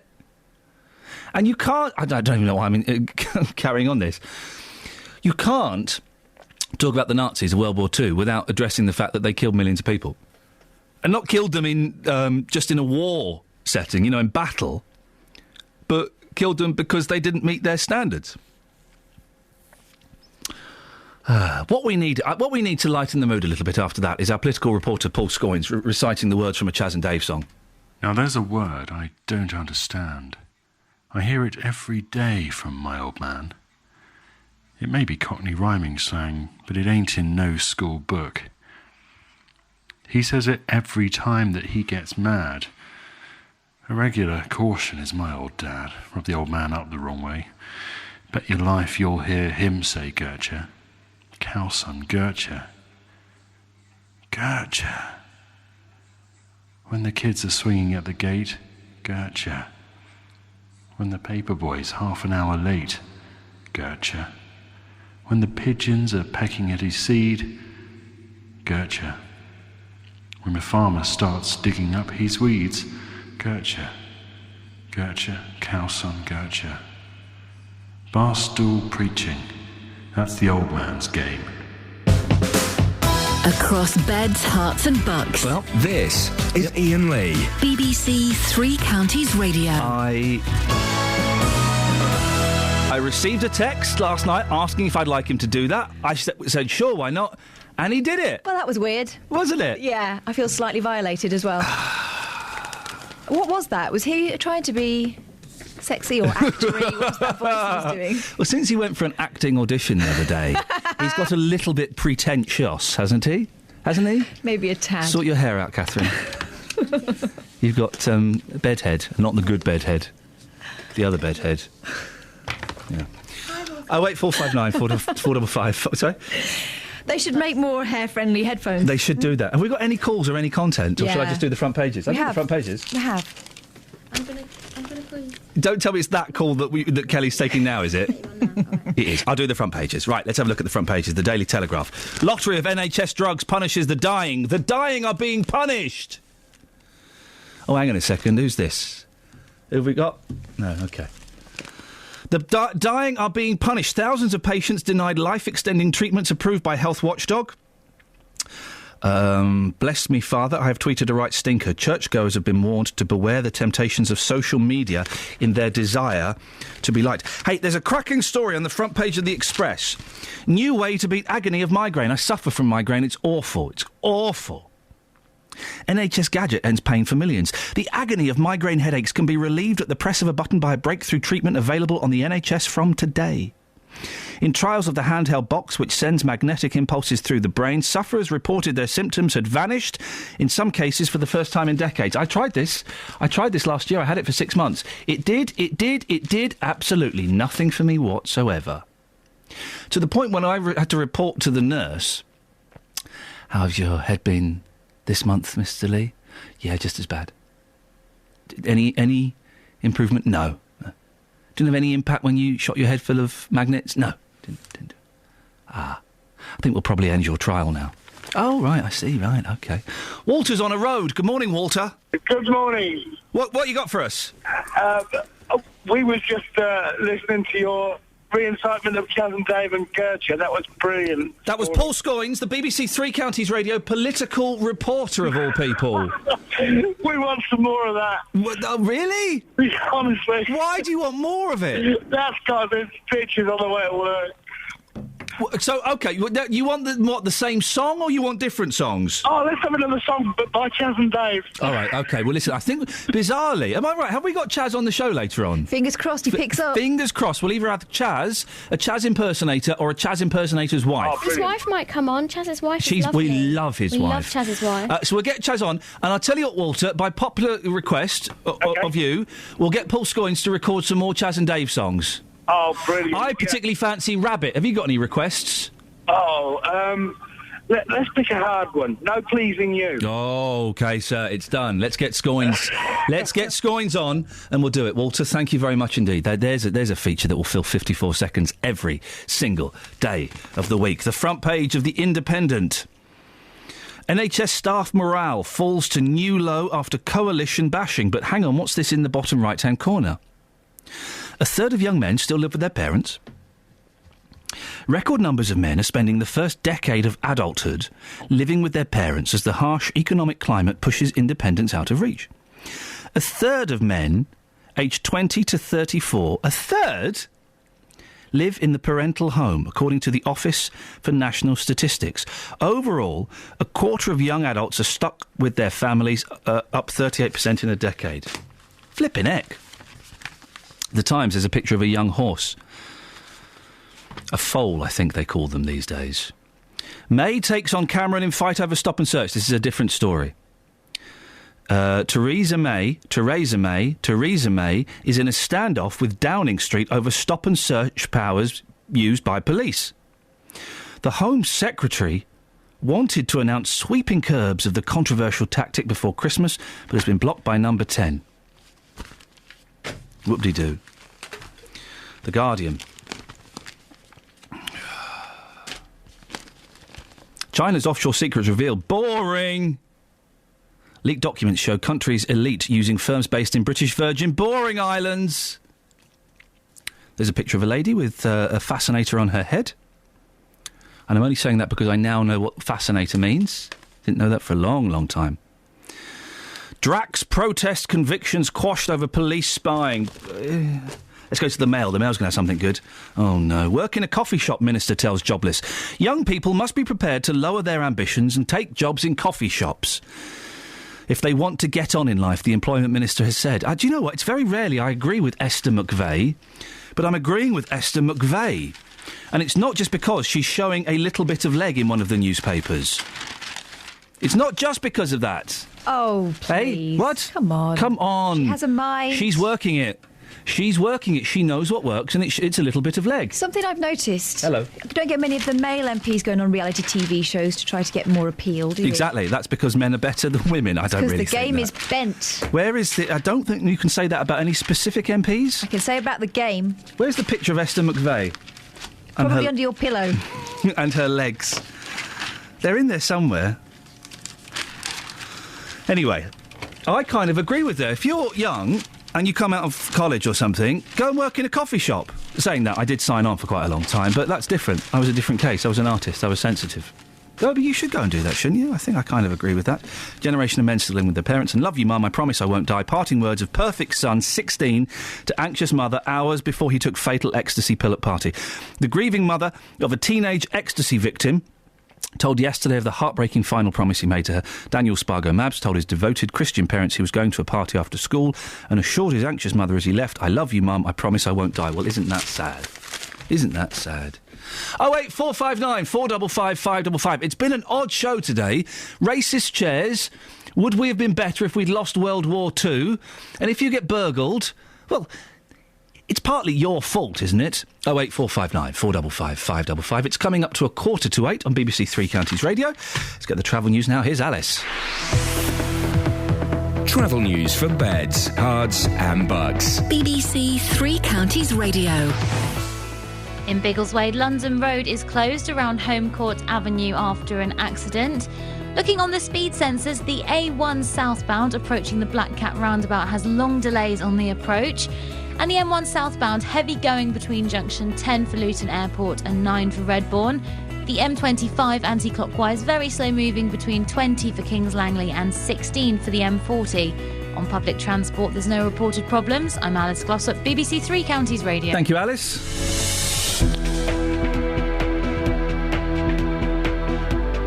7:45. It's Wednesday, the 22nd of January. I'm Iain Lee. These are your headlines on BBC Three Counties Radio.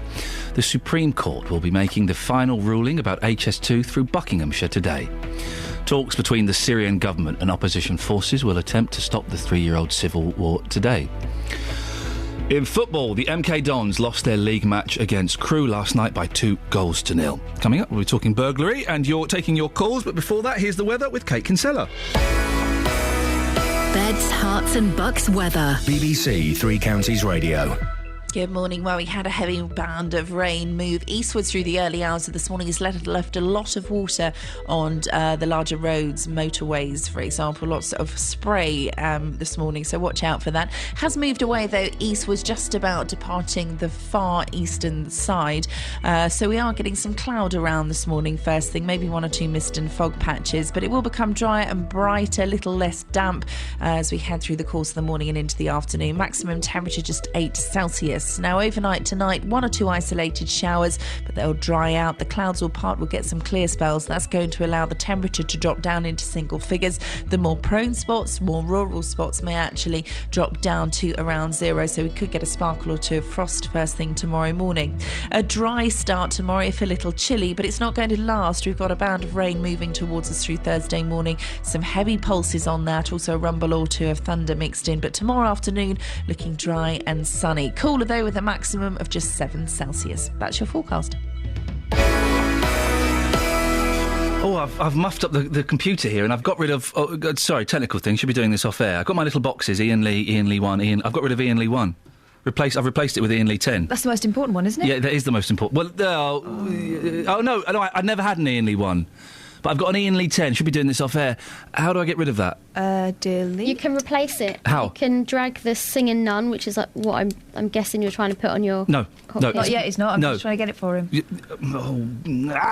working really well. If you've got a problem with a company, a council or an organisation... Get this roofing company round, see if they can fix the problem, and I'll pay the bill. He said, yeah, I did say that. The JVS show fights for your rights. This conversation went round and round and round. And tackles your consumer problems. So, Roy, the question is, has he paid the bill? Yes, and he was standing there and he handed me an envelope. So I just opened the envelope and I looked inside of it. There's a cheque for £420 and that's it. If you need our help, email jvsshow@bbc.co.uk. Are you happy? Yes, I'm quite happy. I will give him my fanfare, my horn, and any other problems, Roy, you know where I am. The JVS Show, weekdays from 9, BBC Three Counties Radio. Can you do it? I'm trying. Okay. How do you rename it? I don't know. I thought you'd know that. You can't just drag it. Should be doing this off air. Let's have the swearing tally, shall we, Catherine? Put some headies on, Kels. Do you know what I could really do with some sort of chart rundown music? Or, hang on a minute. I can find some chart rundown music. I've got some here. Uh-huh. It doesn't work. Drag it down onto something. Okay, hang on a second. Should be doing this off air, really. Yeah, should be doing it off air. Here we go. Let's try this. Right. Coming in from the rear. Oh, dear. She hadn't done anything at all. No movement yesterday, no speech yesterday. Yeah. Kelly Betts, with 2 swears, now owes the swear box £1 English pound. A surprise runner and rider, Iain Lee. He's challenging me for second place. Oh. We're joint second at the moment, holding with 7 swears apiece. Wow. Now, considering you'd been a limited swearer at this time yesterday, unfortunately, a series of technical errors in my life at various companies means that you're a 7. We now both owe £3.50. But tearing away to number 1 position. Was there ever any doubt? The biggest swearer of them all, Justin Dealey, with 22. That's over 3 times as much. £11 Justin Dealey owes. He's pretty much going to cure Tourette's single-handedly.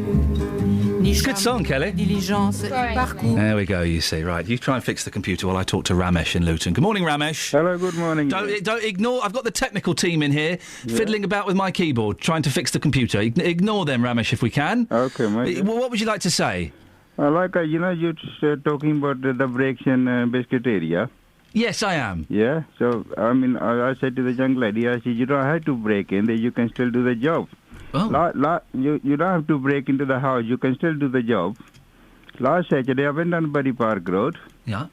And I saw two Romanians with the push area. Yeah. You know, people leave the charity bags in the door there, you know, unwanted items and all that. Yeah. Both of them, they're picking them up from the house there, and they're laughing and joking, and they're walking away. So, hang on, where were these items? Just outside the house? Outside the house. So that people didn't want them? You leave the bags in there, you know, unwanted. Rubbish? Yeah, no, not rubbish. Oh, the charity bag? Yeah, charity bags. Oh, OK, so someone had left a charity bag outside the house, and these young gentlemen were stealing those things? No, two ladies, young ladies. Romanian, yeah, they're laughing and joking. How do you know they were Romanians? I can tell them, you know, by their colour. They're Indian, originally Indian gypsies gone there years ago. So you could tell them, because how would you, Ramesh, what's your ethnic background? Indian. OK. How would you feel if someone said, I saw some Indian fella stealing, or I saw some Pakistani fella? So how can you tell? Well, he was brown. No, I can tell them by looking at them. So I went mad, you know. But how would you feel if someone saw you and said, oh, this is the Ramesh, the Pakistani fella? Yeah.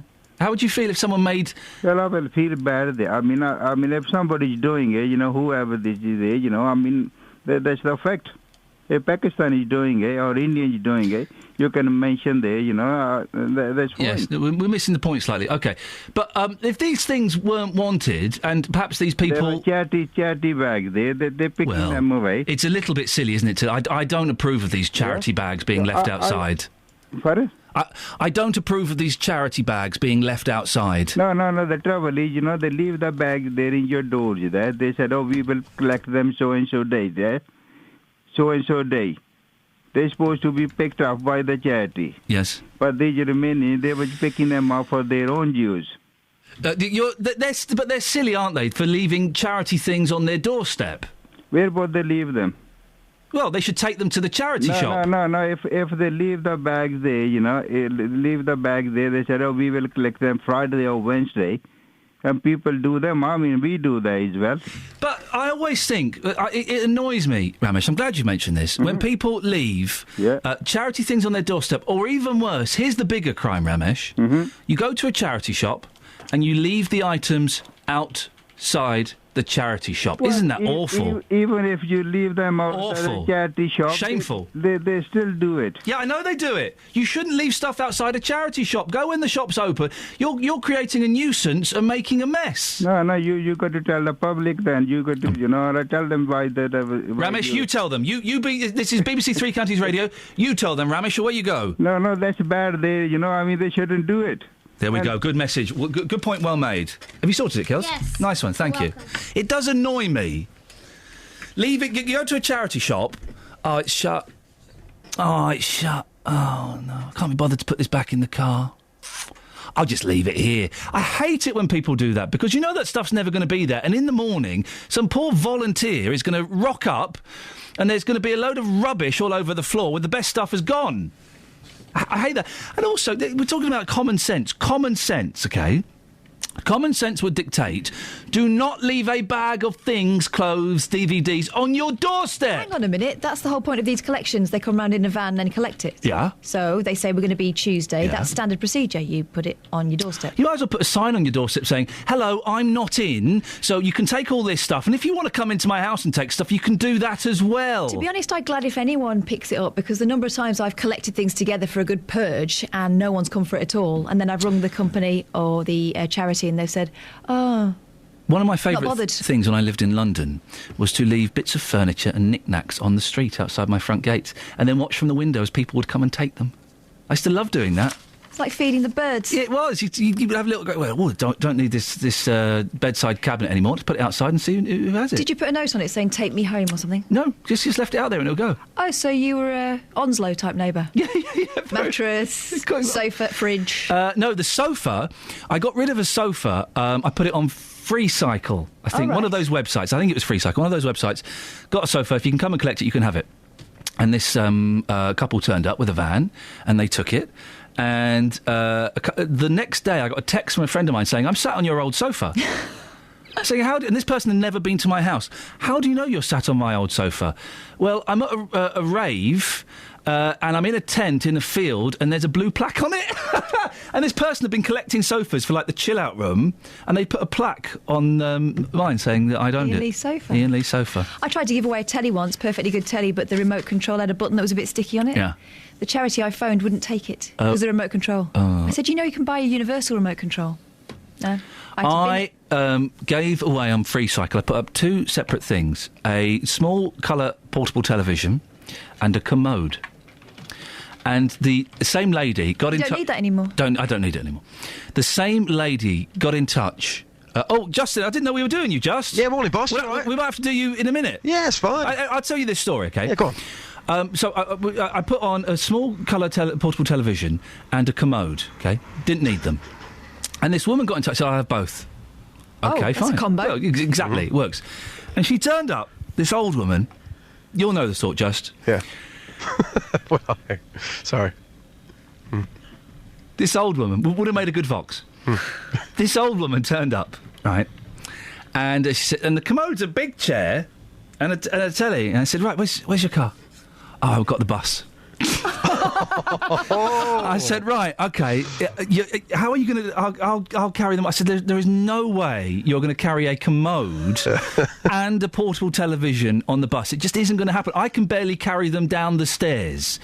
And she's like, in the end, I end up leaving the portable TV in a bush. I left it in a bush, wrapped in a plastic bag so she could get it. I've got a great one for tomorrow's show. Go on. The strangest things that you've seen on a bus. We can do that for tomorrow's programme. What do you think? We can do it. Kels, what were you saying? Why didn't you take it for her? Because she lived miles away. So? I lived in... it was about 10 miles. But you had a car. I wasn't good at... No! You're giving it away for free. You can't do everything, can you? It's Free Cycle. I was actually really angry with her, because if you're going to... Sorry? You were angry with an old lady who had done a 10-mile trek on a bus to come and relieve you of your trash. Relieve is the good word. She kind of wasted my time. Ian, you're heartless. You would have felt much better about yourself. No, not at all. I put this stuff on Free Cycle because I wanted to get rid of it. It may not have been that Gumtree or something. Free Cycle. Anyway, I wanted to get rid of it with the minimum of hassle. The minimum of hassle means you come, you collect, you go. Thank you. Not I wrap a black colour television in a black bin liner and hide it in a bush for you. That's not what I wanted. Why am I getting dirty looks from everyone? What have I done? I think you did the right thing. You offered it for free.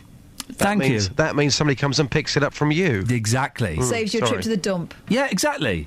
But somebody wants it. If they want it, they want it for a reason. Imagine. Oh, despicable. Imagine collecting a second-hand commode. Yes, exactly. Exactly. How desperate must you be? Oh, Catherine, well done. Justin, can we do your thing on the racist chair a little bit later on? Yeah, whenever you want. Thank you very much indeed. 08459 455 555. The racist chair, what's that? It's on the front page of The Sun. It's a chair of a contorted, some would say submissive black woman, fashioned into the shape of a chair. Is it racist? I'm not completely convinced. Is it sexist? Possibly. Is it horrible? Definitely. 08459 455 555. Justin, we'll speak to you in a bit. Travel news for beds, cards and bugs. BBC Three Counties Radio. In Biggleswade, London Road is closed around Home Court Avenue after an accident. And in Brent Cross, the North Circular heading eastbound has a lane blocked at the M1 Junction 1 Staples Corner because of a broken down lorry. The M1 southbound struggling between junction 10 for Luton Airport and 9 for Redbourne. And the M25 anti-clockwise very slow between 20 for Kings Langley and 16 for the M40. On public transport, there's no reported problems. I'm Alice Glossop, BBC Three Counties Radio.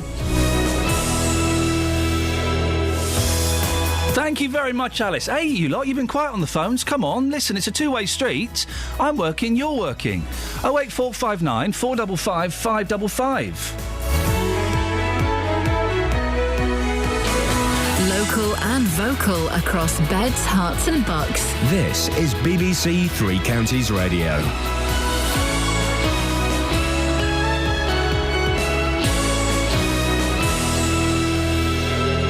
It's 8 o'clock. I'm Jane Killick. The headlines. The Supreme Court rules on HS2 today.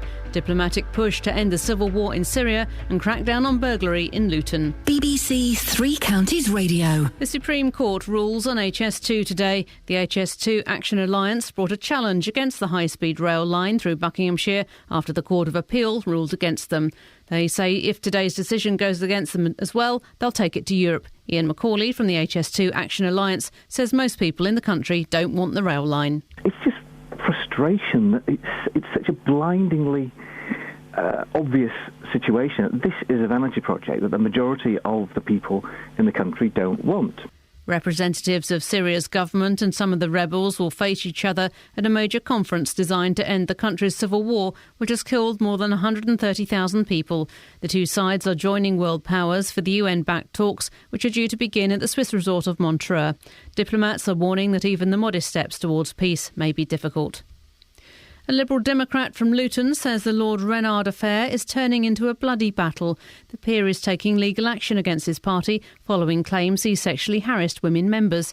Linda Jack, who's standing in this year's European elections, says the row is detracting from the real issues. I mean, it really is a mess, I have to say, and actually very sad because we're not focusing on the things that we care about or that the public cares about. Russian police are hunting for a woman they fear may be planning a suicide bomb attack on next month's Winter Olympics in Sochi. Wanted posters have been distributed to staff at hotels across the town and at the airport. There's a new campaign to reduce burglary in Luton. Officers are advising people in the Biscot area over how to reduce opportunities for burglars. Similar campaigns have run in Hertfordshire, and Chief Inspector Jerry MacDonald says asking people to look out for their neighbours has really worked, as in one recent case. While the suspect was there, the neighbour noticed that somebody who was out of the area had come there. You really realised that this time of day, the elderly person didn't get called, so knocked on the door, and the suspect made off. Somebody else had seen them, called us. The bloke was pursued and arrested and charged. The European Commission is expected to announce today that it's scrapping binding national targets for generating renewable energy. It's planning instead to set a collective goal for the whole of the EU to develop wind and solar power. In football, Milton Keynes Dons lost 2-0 away to Crewe in League One last night. It puts them 8 points away from the playoff places. And the former world champion Olympic silver medalist Gail Ems is to make a comeback at next month's English National Badminton Championships in Milton Keynes.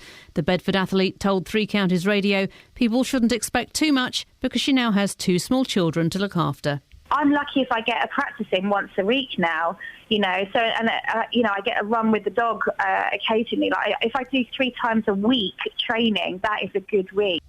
And the weather starting off cloudy with some rain, but brightening up with a few showers this afternoon and a high of 8 Celsius. And get the latest news and sport online at bbc.co.uk/3 counties.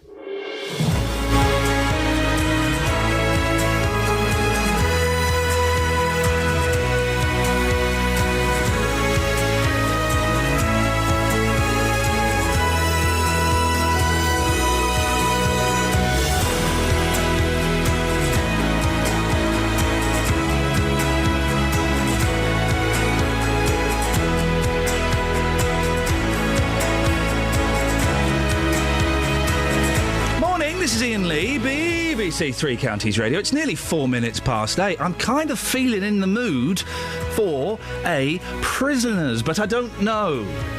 No, we're not feeling that vibe. Wow, wowzers. Since we banned swearing here on the Breakfast Show, the morale really has gone downhill. I can't wait till next week.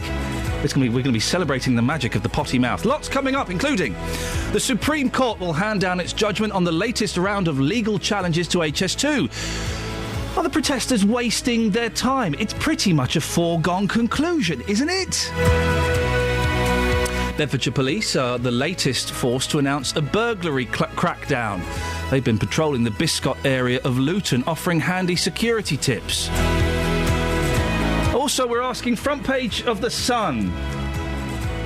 A model of a black woman contorted into the position of a chair. Is it racist, is it sexist, or is it just plain ugly? Facebook.com/BBC3CR. You can send me a text 81333. Start your text 3CR. Or you can give me a call 08459 455 555. Across beds, hearts and bucks. This is BBC Three Counties Radio. Now, the latest ruling on legal challenges brought against the government's controversial HS2 rail scheme, which runs through Buckinghamshire, will be announced today. The campaign group HS2 Action Alliance were given leave to appeal to the highest court in the land, the Supreme Court, which will this morning hand down its verdict. Well, Sim Harris is from Rail News, which you'll be surprised to hear is a rail industry newspaper. Morning, Sim. Morning, Ian. The rail industry newspaper. Exactly, it's the best. Is it not a competition? No. Oh, hang on a second. Newspaper. I've got a plan for a project this year, but I'll tell you more later on. The protesters, they're clutching at straws, aren't they? Well, I think they probably are. HS2 Action Alliance have been renowned for, frankly, saying some very silly things in recent times, unfortunately for them, because if they put forward unconvincing arguments, everybody just laughs and carries on. I think the real point here, though, is that the courts have already said, a judge in a lower court said some time ago, it is not the role of the court to say whether this project should go ahead. It's policy. It's a governmental, political matter for an elected government. What it is the base of the court to do is to say whether procedure is being followed, and particularly the somewhat sensitive issue of consultation. So I think at the very most, all we'd get today, even if the verdict was exactly what HS2 Action Alliance wanted, the Alliance would only get, I think, a delay. And that's it. It's a delay and more money. That's pretty much what they can get. We spoke to a protester earlier on in the show, and he said that they'll take it to the European courts. But again, really, it's just more money and longer delays. Well, it is, and also it will cost them more money if they do that. I think, too, it's a little ironic that some of the antis, as we may call them, have been critical that the price has gone up a little bit. It's gone up because of their activities, partly the delaying tactics, which cost everyone money, that's you and me, the taxpayer. Also, of course, they've been adding extra tunnels and so on to try to placate the protesters, particularly in the Chilterns, and it's those tunnels which are putting up the price. We heard the last point that we heard a couple of weeks ago, I think, was bats. They found some bats somewhere. Oh, that happens quite often. Well, I know, and it's desperate, isn't it? That line to Oxford as well. There's a project, as you probably know, I think Three Counties has reported this, you know the reopening of the line between Oxford and Bedford? Of course, yes. And also Chiltern's associated scheme, which will mean trains from Oxford to Marylebone via Aylesbury. Via Bicester. That particular scheme, somewhere along there was a tunnel with bats in it. It's been sorted out. It's another of those distractions. But I think that's what HS2 Action Alliance are looking at. They're looking for distractions. What side of the fence are you on, Sim? Are you for or against? My view all along has been I am not wholly for it in its own sake, but I am not sure what else we do, because there's no doubt whatever. I've had conversations, not to name drop, but I've had conversations with David Higgins, who's the Chief Executive of Network Rail, just moving on to HS2 now to take over as Executive Chairman. And he said that the West Coast Main Line, in other words, the one that runs from Euston up through Leighton Buzzard, Milton Keynes, that way, is full. Worse, it's an old railway. It was not totally modernised because they ran out of money and, frankly, the will to live very nearly when they were doing that project 10 years ago. And it is being pounded to bits, he said. He said, we're trashing it. And certainly, how many times in recent months have you reported wires down at Watford or wherever, causing delays? And that railway is limping along, and it cannot cope with the increasingly growing demand. So if we don't do HS2, what do we do? That's the question I can't get an answer to. So it's more, because quite often we hear, it's 15 minutes quicker to Birmingham, and it's more to it than just the speed of the train. It is more to it than that. The small increase to Birmingham is one of the minor advantages. A more significant advantage will be when it gets to Manchester. Instead of taking 2 hours, which is the best time from London at the moment, it'll come down to 1 hour and 8 minutes. We know that making intercity journeys significantly faster attracts people onto trains and therefore off the roads, and particularly it ought to kill off the really silly traffic of air, of short-haul flights from London to Manchester. In an age when we're concerned about the environment, they don't make a lot of sense. And if a train can do it in just over an hour, I think that's where the business will go. Don't make train journeys shorter. I don't do them very often, but when I do, it's on my own. I don't have the kids with me. I can sit with a book and read for 2 hours. You can always sit on the Circle line, Ian. See, yes, I could possibly do that. It's always nice to talk to you. Thank you very much indeed. Sim Harris from the rail industry newspaper, Rail News. 08459 455 555 is the telephone number if you want to give me a call. Well, going off on a slight tangent. This isn't connected, is it, Catherine? This next call isn't connected, is it? I think it might be. Have a word. OK, Steve's in Redbourne. Steve, you want to talk about Hitler, do you? Well, I was listening to that bloke, about, would this country be better off? That was earlier on, that was Steve who called up saying, would we be better off if we'd lost World War II? Yeah. Can't believe I'm doing this. Yeah, well, it's bad, isn't it, really? Yeah, but, well...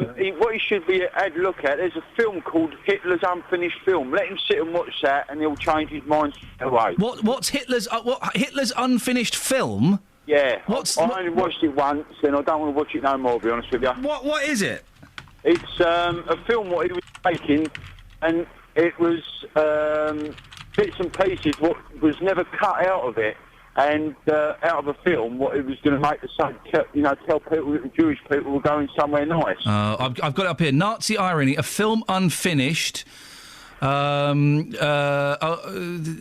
dearie me. Yeah, it looks pretty... It is horrible, Ian. It's a deeply affecting, sad sampling of life in Warsaw Ghetto and an expose of Nazi audacity. There's one bit on there, Ian, and this man takes a camera into this room. Now, it's one little room. Yep. There's a bed in there, and in the corner there's a table, and this old woman sitting at the table. And he walked over to the bed, pulled the cover back, and there's this little boy laid there. He lifts his head up, looks at the camera, puts his head back down, and the man covers him back up again. Wow. You'll never, ever forget that. Steve, thank you very much indeed. I appreciate that. Steve, who called in earlier, likes to throw little curveballs at us every now and then. Little stink bombs. Even though he's not listening. The radio in his van doesn't work, so he doesn't listen. I have to mop up the mess he leaves. And he did phone in and say, would we be better off if Hitler had won, the Nazis had won World War II, if we'd lost? And I said, well, some of us maybe, but the Jews and the disabled, to name but two parties, wouldn't be. Would that be any great loss? Well, yeah, it probably would. We'd have to execute my mum to start with. Peter's in Walmer Green. Morning, Peter. Good morning. There we go. You're phoning about Hitler. Well, what I was going to say was one of the best things that came out following the Second World War... Teflon. ...was the fact that there was a lawyer within the Nuremberg trials... Yes. And he said, one of the best things, he said, that one of the things that happened to Germany was it happened because there was good people stood and did nothing. Oh, yes, it's a famous line, isn't it? Famous misquote. Very relevant to what's going on today. Sorry? Good people should stand up and say something. About what? About some of the horrors that are now being inflicted on people. Whereabouts? Generally. In England or in... Poor people, baying mobs, you name it, we've got it. Where are the baying mobs? Well, quite often on air. Quite often on air. Yeah, on this show, Peter. Thank you very much indeed. Yes, I know. We've got to... Catherine, can we stop those baying mobs coming on the air, please? Stop it! Good, thank you very much indeed. 08459 455 555. It's an odd show today. Odd things, the racist chair. Would we be better off if Hitler had won World War II? If you get burgled, is it kind of your fault? It's an odd one. I want to get some more... After my nightmare yesterday with this flipping package, I turned up at my house last night. Sorry we missed you, one of those little cards. We've left your package at number 68. I live at number 68. Phoned up the number on the card. Sorry, sir, we don't know where it is. You going to send me another one? No. Do you know what it was? No, I've worked out it's an Xbox One that I'm being sent. But I'm furious. I've got a phone in. Go on. Luxury problems, call me now. Here we go, 08459 455 555. You had another phone in as well, but I wasn't listening to you. What was it? Stuff you've tried to give away. Call me now, 08459 455 555. You know, because we were talking about trying to give things to charity or people for free. Yeah. And there was complication. Yeah, OK, right.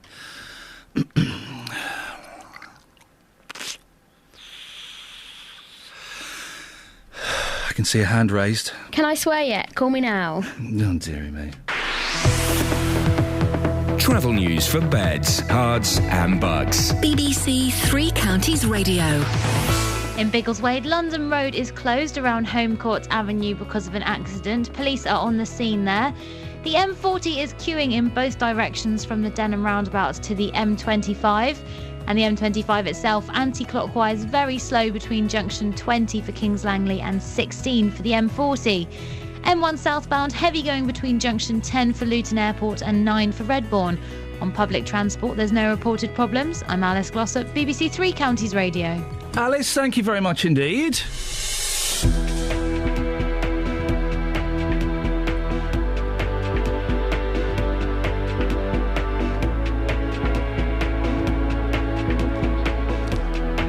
Oh, yeah, supposed to speak on it. 8:15. Couldn't work out what time we were and what news I was supposed to click on. 8:16 on Wednesday, the 22nd of January. I'm Iain Lee. These are your headlines on BBC Three Counties Radio.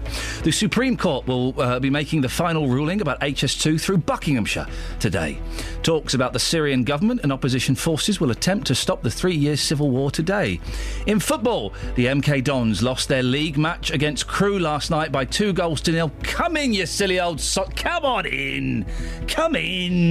You want me now? Come on in. Let me hit a button. We'll listen to a lovely trailer for Nick Coffer, and then you and I have a nice little chit-chat. You okay? You smell nice. Thank you very much indeed. See? BBC Three Counties Radio.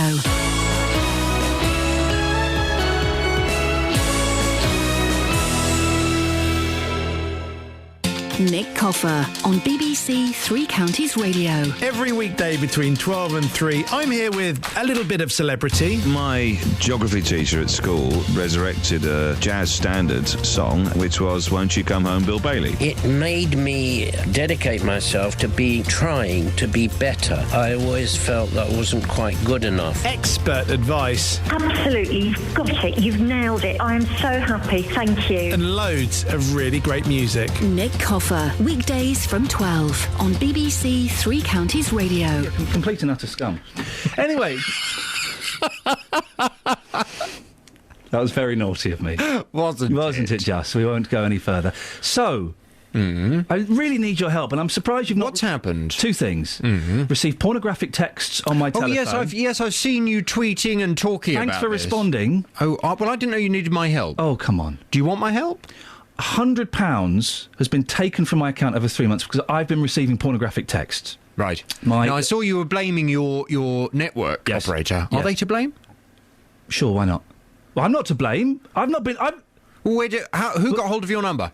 They said it's because I... See if you recognise this number. Okay. They said it's because I've been texting 81333. What? Yeah, exactly. And then when I said that wasn't true, they got angry with me and said I was being rude. Right. Okay, so there's that. Okay. They're not taking any responsibility for it. I've got the numbers blocked now, but they won't give... Were you being rude? I mean, you'd have to ask the rest of the office that heard me having that conversation yesterday. Right, okay. Probably not, no. It's not in my nature. So then yesterday I come home, long day, 4 o'clock, get home, note in my door from an internet provider that provides goods. Yes. Their delivery company. Sorry we missed you. We've left your package at number 68. I live at number 68. Oh. No tracking number. Instead, in the tracking number, they'd written, please collect from number 68. I phone up the number on there. Then we don't know where it is.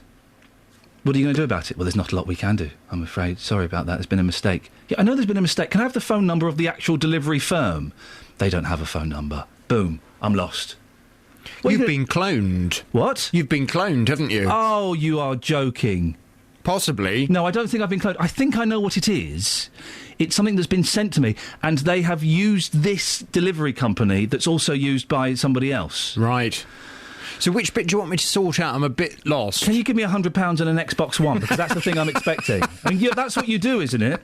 And then we'll talk about compensation afterwards. OK, I don't deal with compensation. You'll have to deal with that yourself. Can you get me my... But we need to find out who to get this £100 back from. Well, I've got the phone numbers of all of these pornographic companies. Do I phone them up and say, can I have a refund? But your number must have... you must have signed up to something, no?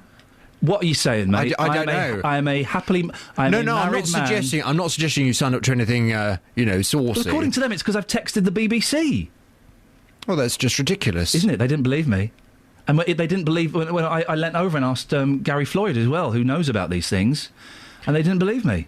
Well, do you want me to help you? What's the catch? Well, slightly concerned about, the BBC helping the BBC. Do you know what I mean? Slightly worried about. Mates? Are we mates? What about mates helping mates? Yeah, but if I phone up and I say, look, I'm calling from the BBC about my mate who works at the BBC, do you know what I mean? Oh, OK, so you'll help some poor old so-and-so who's done a cash deal with a brickie and then gets upset because that brickie disappears. You'll help some silly muppet who's bought a car from a Dodge pot 100 miles away and then gets upset because the car breaks down and they've got to get it back 100 miles away. But yet you won't help me. Just think it might be a bit awkward. What's on the show this morning, Jonathan? Make it quick because I've got lots to do. Coming up on this morning's Big Phone, well, burglary is the hot topic of conversation here in Beds, Herts and Bucks. Police in Hertfordshire and Milton Keynes, they're sending officers to offer security tips to residents who live in areas targeted by burglars, as well as marking and postcoding people's property. They're even knocking on doors to remind people that their windows are open. Last night, Bedfordshire Police launched Operation Vision, going door to door, warning people to keep their homes safe. Well, from 9 this morning, I want to hear your views. I say this touching wood. I have never been burgled. Me neither. It's happened to my family members. It's horrific when it happens. Terrible. But do you know, I know people in Beds, Herts and Bucks who still go out and don't lock their doors. Oh, that's crazy. I know people in Beds, Herts and Bucks who go away for the weekend and still leave their bedroom window open. I know people who do this kind of thing. Part of me thinks that it's your fault to a certain extent if that's what you're doing. Well, from 9 this morning, I want your views and your experiences. Have you been burgled? If so, come on and tell everybody what it was like. And had you done everything you possibly could to prevent it happening? Or do you admit that there are things that you had done that perhaps made it easier and you can tell other people about them in an effort to try and persuade other people that they shouldn't allow burglars to walk into their homes? 08459 455 555 with your views and your stories on this morning's Big Phone In. Have you been burgled? Of course, you'll be doing the consumer hour from 11 o'clock. Yes. And if he's in the mood, he might help you. Look, I tell you what. If he doesn't fancy it, he won't bother. No, look, I tell you what. Phone me up at 11. Put on a different voice. Call yourself Hillary. And I'll try and help you. That's a date. Across Beds, Herts and Bucks. This is Iain Lee. BBC Three Counties Radio.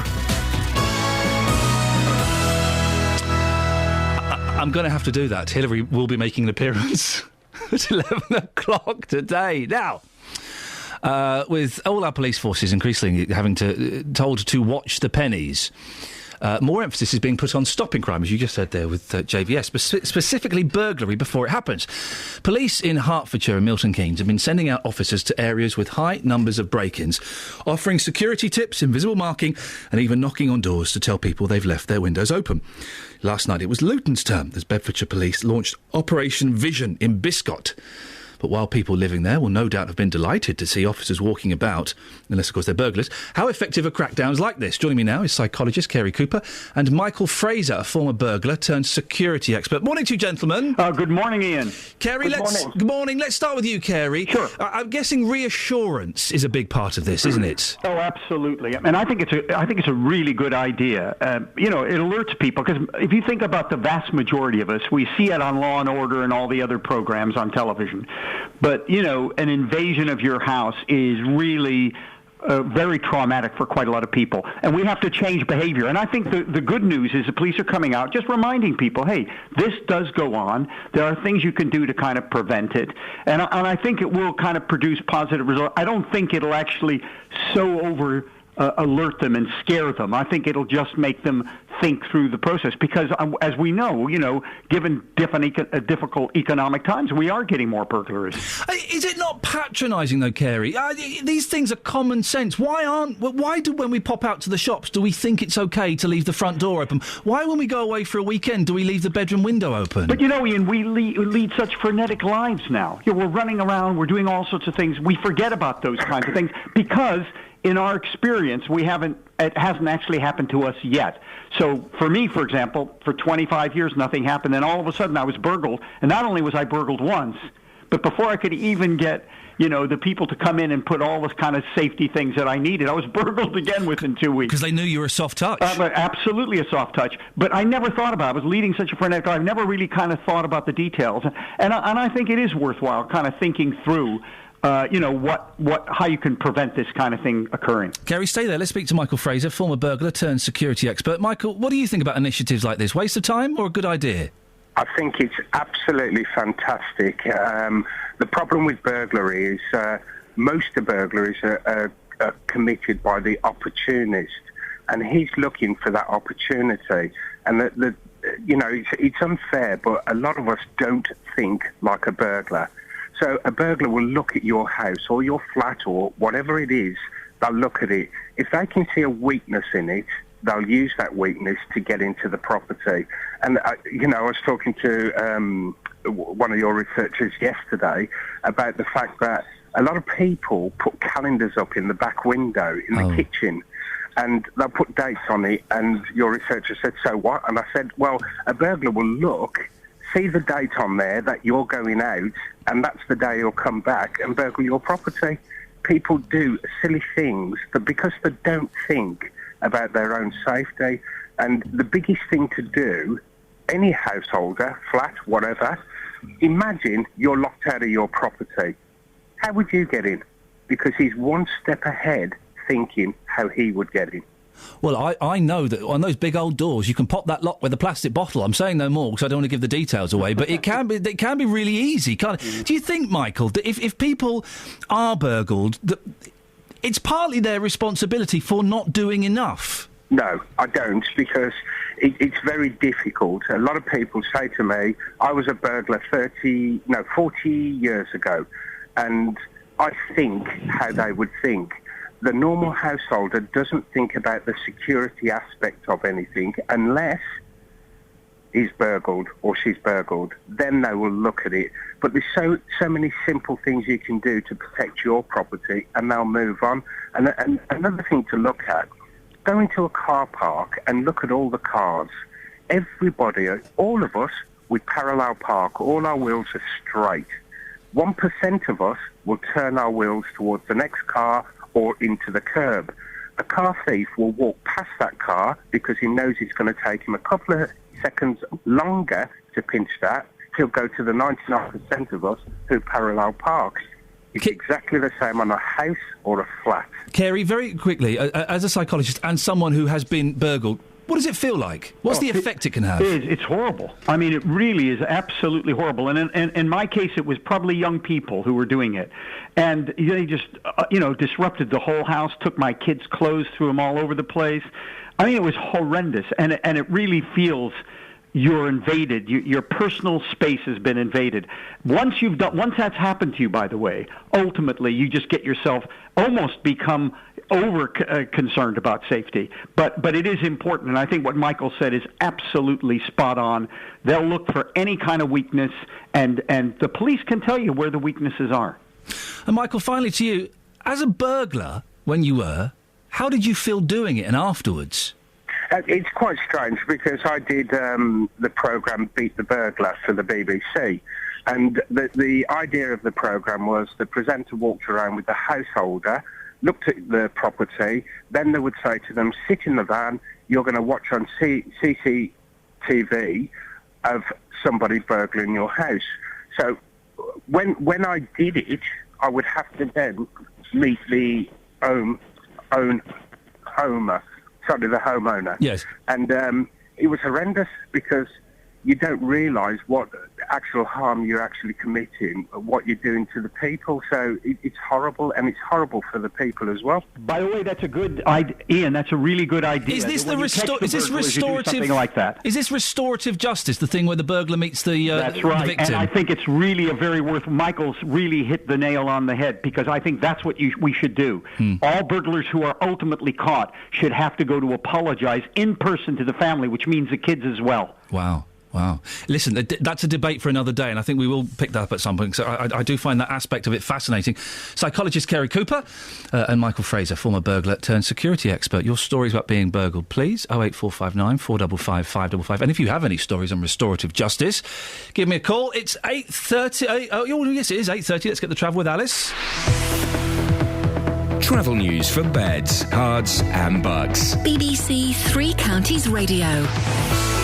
In Elstree, Barnet Lane is closed between the High Street and Deacons Hill Road because of roadworks which are going on until Saturday. That is causing queues in the surrounding routes. In Biggleswade, London Road is closed around Home Court Avenue because of an accident. And in Brent Cross on the North Circular heading eastbound, one lane is blocked at the M1 Junction 1 Staples Corner because of a broken down lorry. And on the speed sensors, Hertford looking very slow on the A414 towards the centre of town. That's all the way back from the A10. Public transport has no reported problems. I'm Alice Glossop, BBC Three Counties Radio. Alice, thank you very much. Fans of political reporter Paul Scoins, fans of Cockney rock and roll, stay tuned. We've got some treats for you coming up. Across beds, hearts and bugs. This is BBC Three Counties Radio.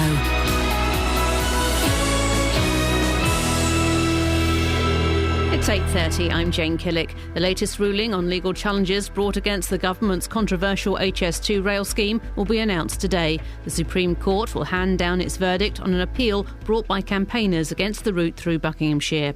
A major diplomatic effort to end the 3-year civil war in Syria is beginning today in Switzerland. An international conference will bring together delegations representing President Assad's government and part of the Syrian opposition. A police campaign is underway in Luton to crack down on burglary. Officers have been visiting people in the Biscot area to give them advice on making their homes more secure. The weather, cloudy with rain this morning, some sunny spells and showers this afternoon with a high of 8 Celsius. On to sport and in football. In League One, Milton Keynes Dons are now 8 points adrift of the playoff places after losing 2-0 away at Crewe last night. The Dons missed a chance to level when Sean Williams' penalty was saved. Dons manager Carl Robinson was critical of his side's performance. I think too many people did their own thing, and it wasn't through a lack of doing their own thing because they weren't working hard. From an eagerness to do too much. Taking too many touches, not getting your shots off or your crosses in when you should. So I don't want to talk about the penalty or the pitch or Shawnee obviously his free kick at about 2 minutes before they took theirs and scored theirs. There was other elements of that were a little bit more we've got to be a little more honest and a little more open with ourselves. Manchester City are into the final of the League Cup after a 3-0 win against West Ham at Upton Park. Luton's lead at the top of the conference is down to just 1 point. Second-placed Cambridge won 1-0 away to struggling Tamworth, leaving them a point behind Luton with one game in hand. Watford have confirmed that Gabriel Angela's red card against Bournemouth at the weekend has been transferred to his defensive teammate Fitz Hall. Angela was sent off for a foul Hall committed and the club appealed. It means that Hall is now suspended for the FA Cup fourth-round tie at Manchester City on Saturday.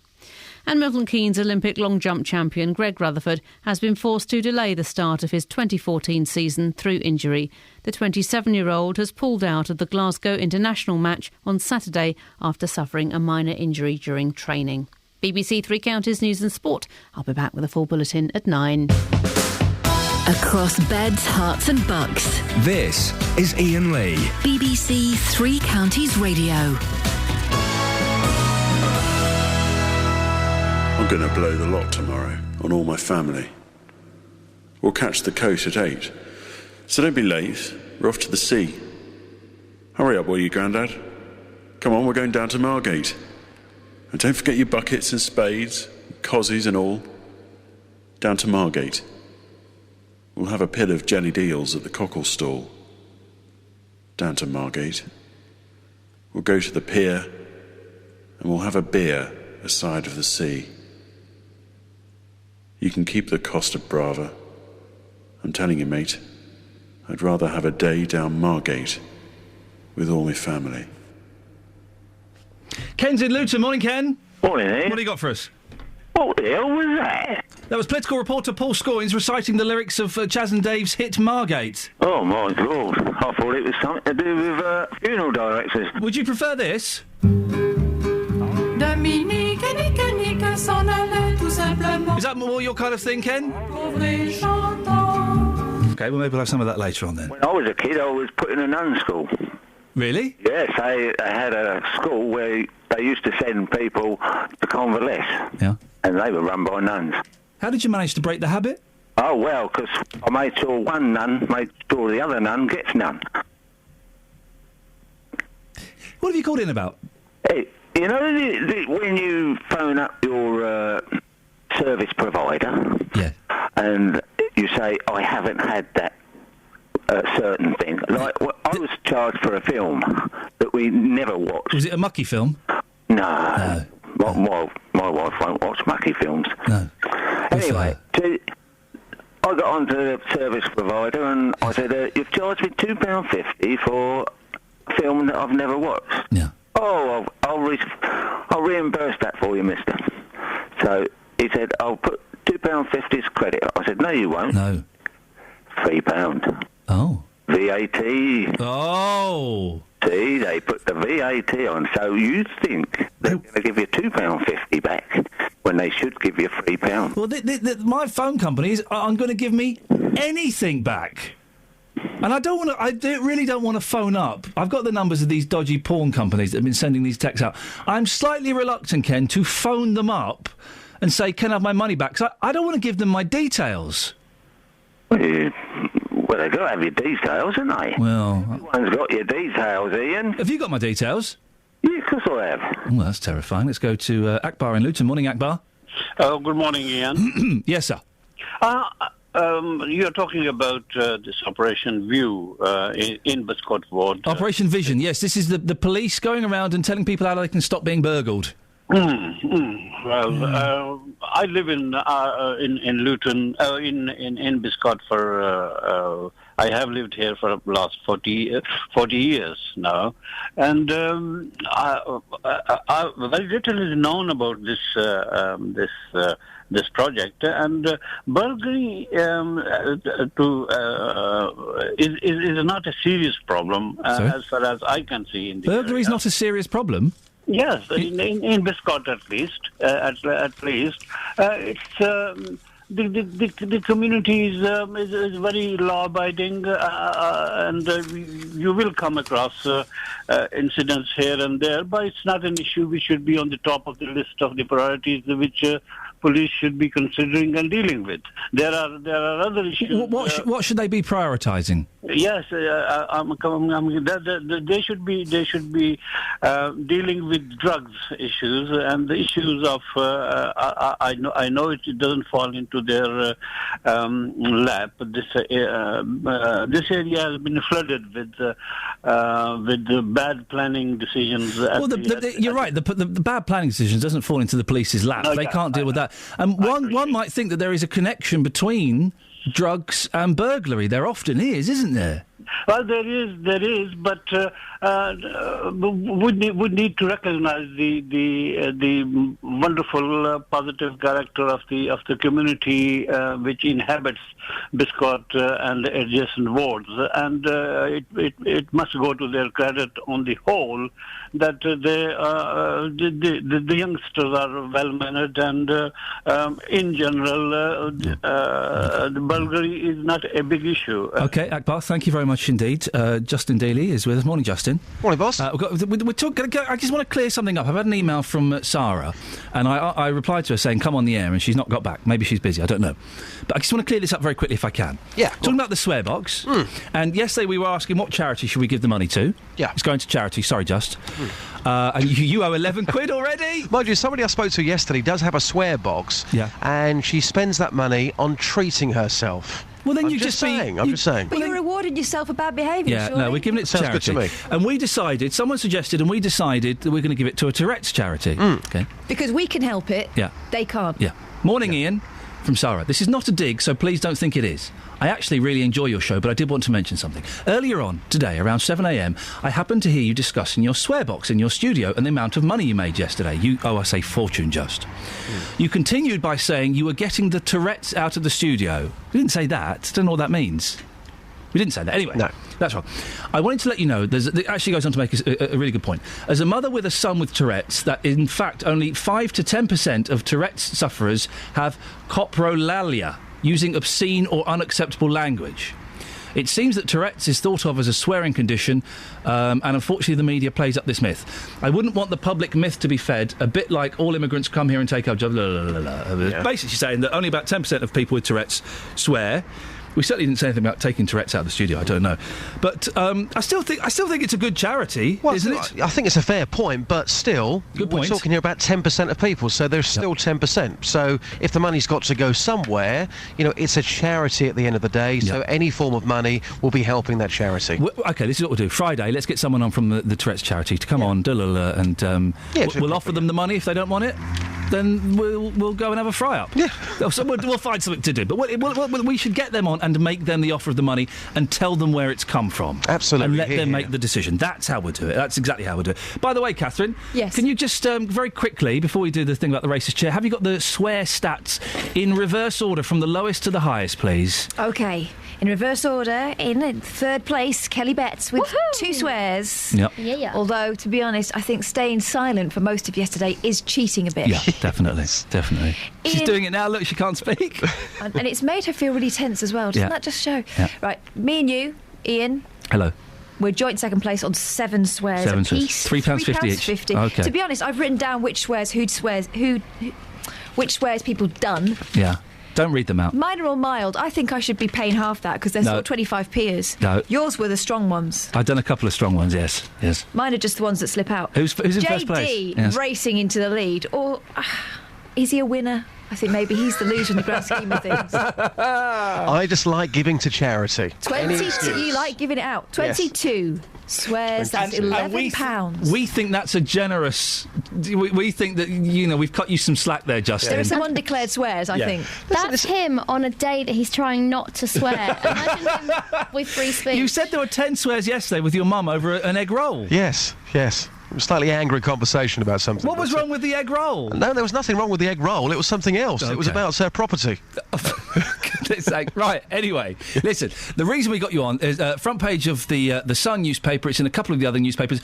It's what's being billed as a racist chair. Abramovich's girlfriend has sparked a race row in the papers.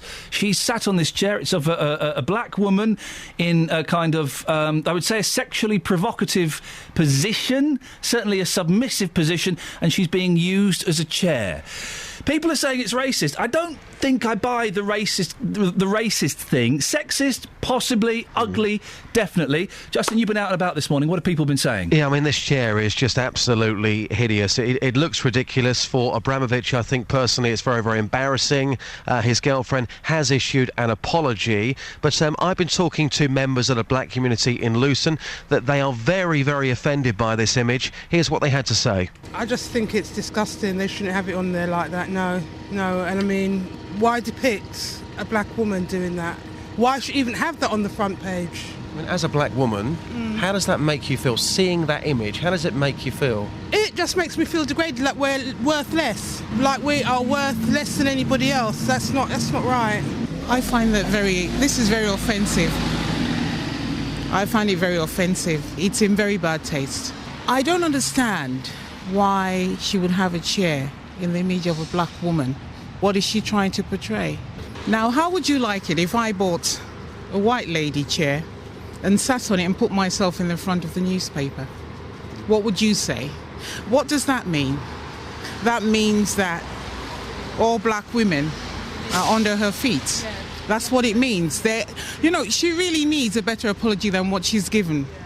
We are not under her feet. We are all equals on the face of this earth. I think it could trigger thoughts going back to the day, and you think to yourself, it could bring back memories, I think. I don't think it's appropriate. See, Iain and I have been talking about this morning. Inappropriate, yes, but do you think that's actually racist, that chair?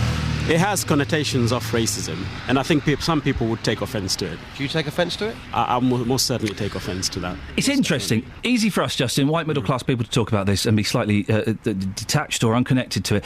But it's based on a very famous 60s chair, which is a white woman. Yeah. So I'm not... But I think there's the key point. You know, that was in the 1960s. Yeah. Here we are in the year 2014.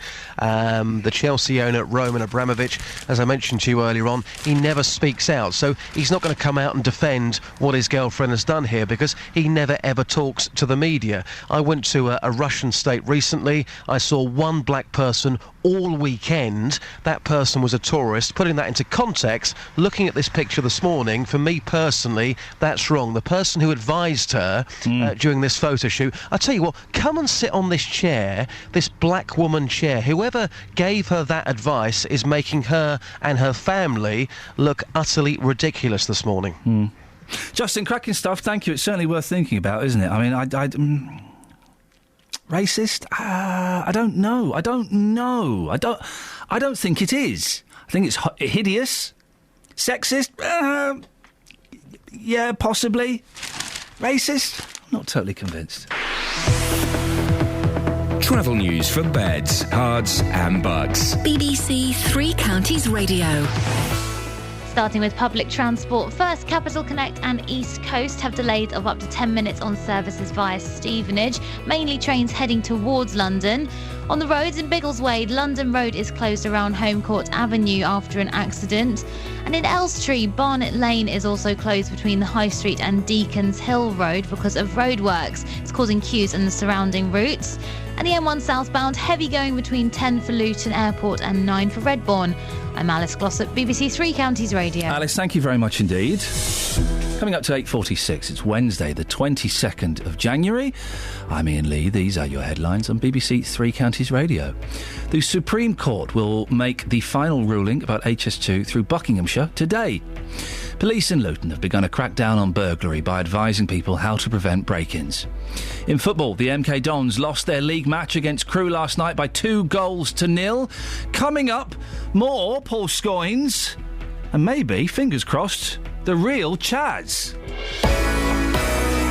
Beds, hearts and bucks weather. BBC Three Counties Radio.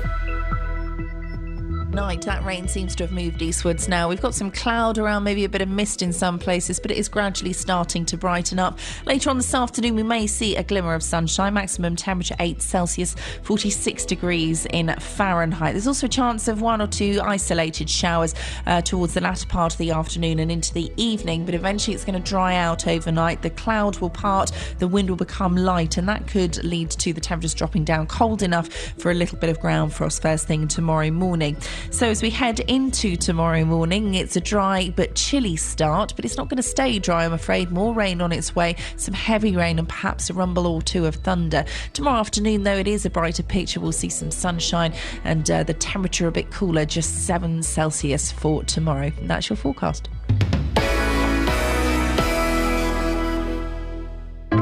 There's magic. Hey, presto! And then there's the magic of the FA Cup. It's a great draw for us. It's a way that the football community can connect with Stevenage again. On Saturday, 2 of our local teams hope to pull a win out of the hat against Premier League opposition. Can Magooga finish? Yes, he can! Up first, it's Watford's trip to free-scoring Manchester City. And Nick Radel scores for Manchester City. Followed by Stevenage at home to Everton in the late kickoff. And Charles rolls the ball into the net. Everton lead by 2-0. Hear both games live this Saturday from 2 here on BBC Three Counties Radio. If only there was some way we could get that Hey Presto recreated live on my show. Hey, presto! Wow, look at you moonlighting. We read out the email from Sarah, not Sarah, I do apologise. And Sarah joins me on the line now. Morning, Sarah. Hello, Ian. You spell it Sarah. My mother had ideas above her station. Oh, a little bit posh, was she? Absolutely, yeah. Oh, I see. Now, listen, let me pick you up on one thing and then you can pick me up on as many things as you want. We didn't say that we were getting the Tourette's out of the studio. It was something along that. I will listen back earlier on, later on. But no, as I said on my email, it really isn't a dig at all. It's just kind of trying to break down the urban myth that people with Tourette's swear. Oh, listen, and we didn't take it as a dig at all, and we're always happy for these things to be clarified, and, you know, if we've made a mistake, then to correct it. So your boy's got it? Yes. And has he got the sweary Tourette's? No. He hasn't got the sweary Tourette's. So how does his Tourette's affect him? It started when he was 13. He started off just having a little kind of jump that he would do. Oh, okay. Then it would be he would slap his head. to the point that he actually put fork tines in his forehead at one point. And yes, he does have vocal tics. His latest one is All Hail Caesar, which makes the little old lady across the road somewhat alarmed when he pops his head out of the door. I bet she does. But for him, yes, he has physical tics. He does have vocal tics, but I say not abusive, not offensive. For him, it's more the add-ons that you get with Tourette's that impact his life the most. They're called comorbids. So he has things like depression, and he has obsessive-compulsive disorder. And if you've got an obsessive-compulsive disorder and you have Tourette's, it almost makes the obsessive-compulsive disorder worse because you have to do things in a certain order, and then the Tourette's gets in the way, so he'll do the jump, so he then has to start again from the beginning. Oh, gosh. How frustrating. Also, when it comes to charities, Tourette's Action is the one to start with. They're the biggest one in the That's UK. the one who I think we're going to speak. I've been reminded of what I said. I think we said something along the lines of, and if this is offensive, I apologise. I don't think it is, but you're in a better position to say that Justin is going to, by the end of the week, he'll have sworn so much that the charity will go out of business. Something along those lines. Yeah, so I can't remember exactly. If that was offensive, I apologise. No, it's not offensive at all. I just really wanted to kind of put the point across because most people, when they think of Tourette's, they think, oh, well, that's that swearing condition. And it's Is it appropriate? And we're going to speak to the charity, and we'll ask them if they want our dirty cash. I think they'll be more than happy to. Well, is it appropriate then to give money from a swear box to a Tourette's charity?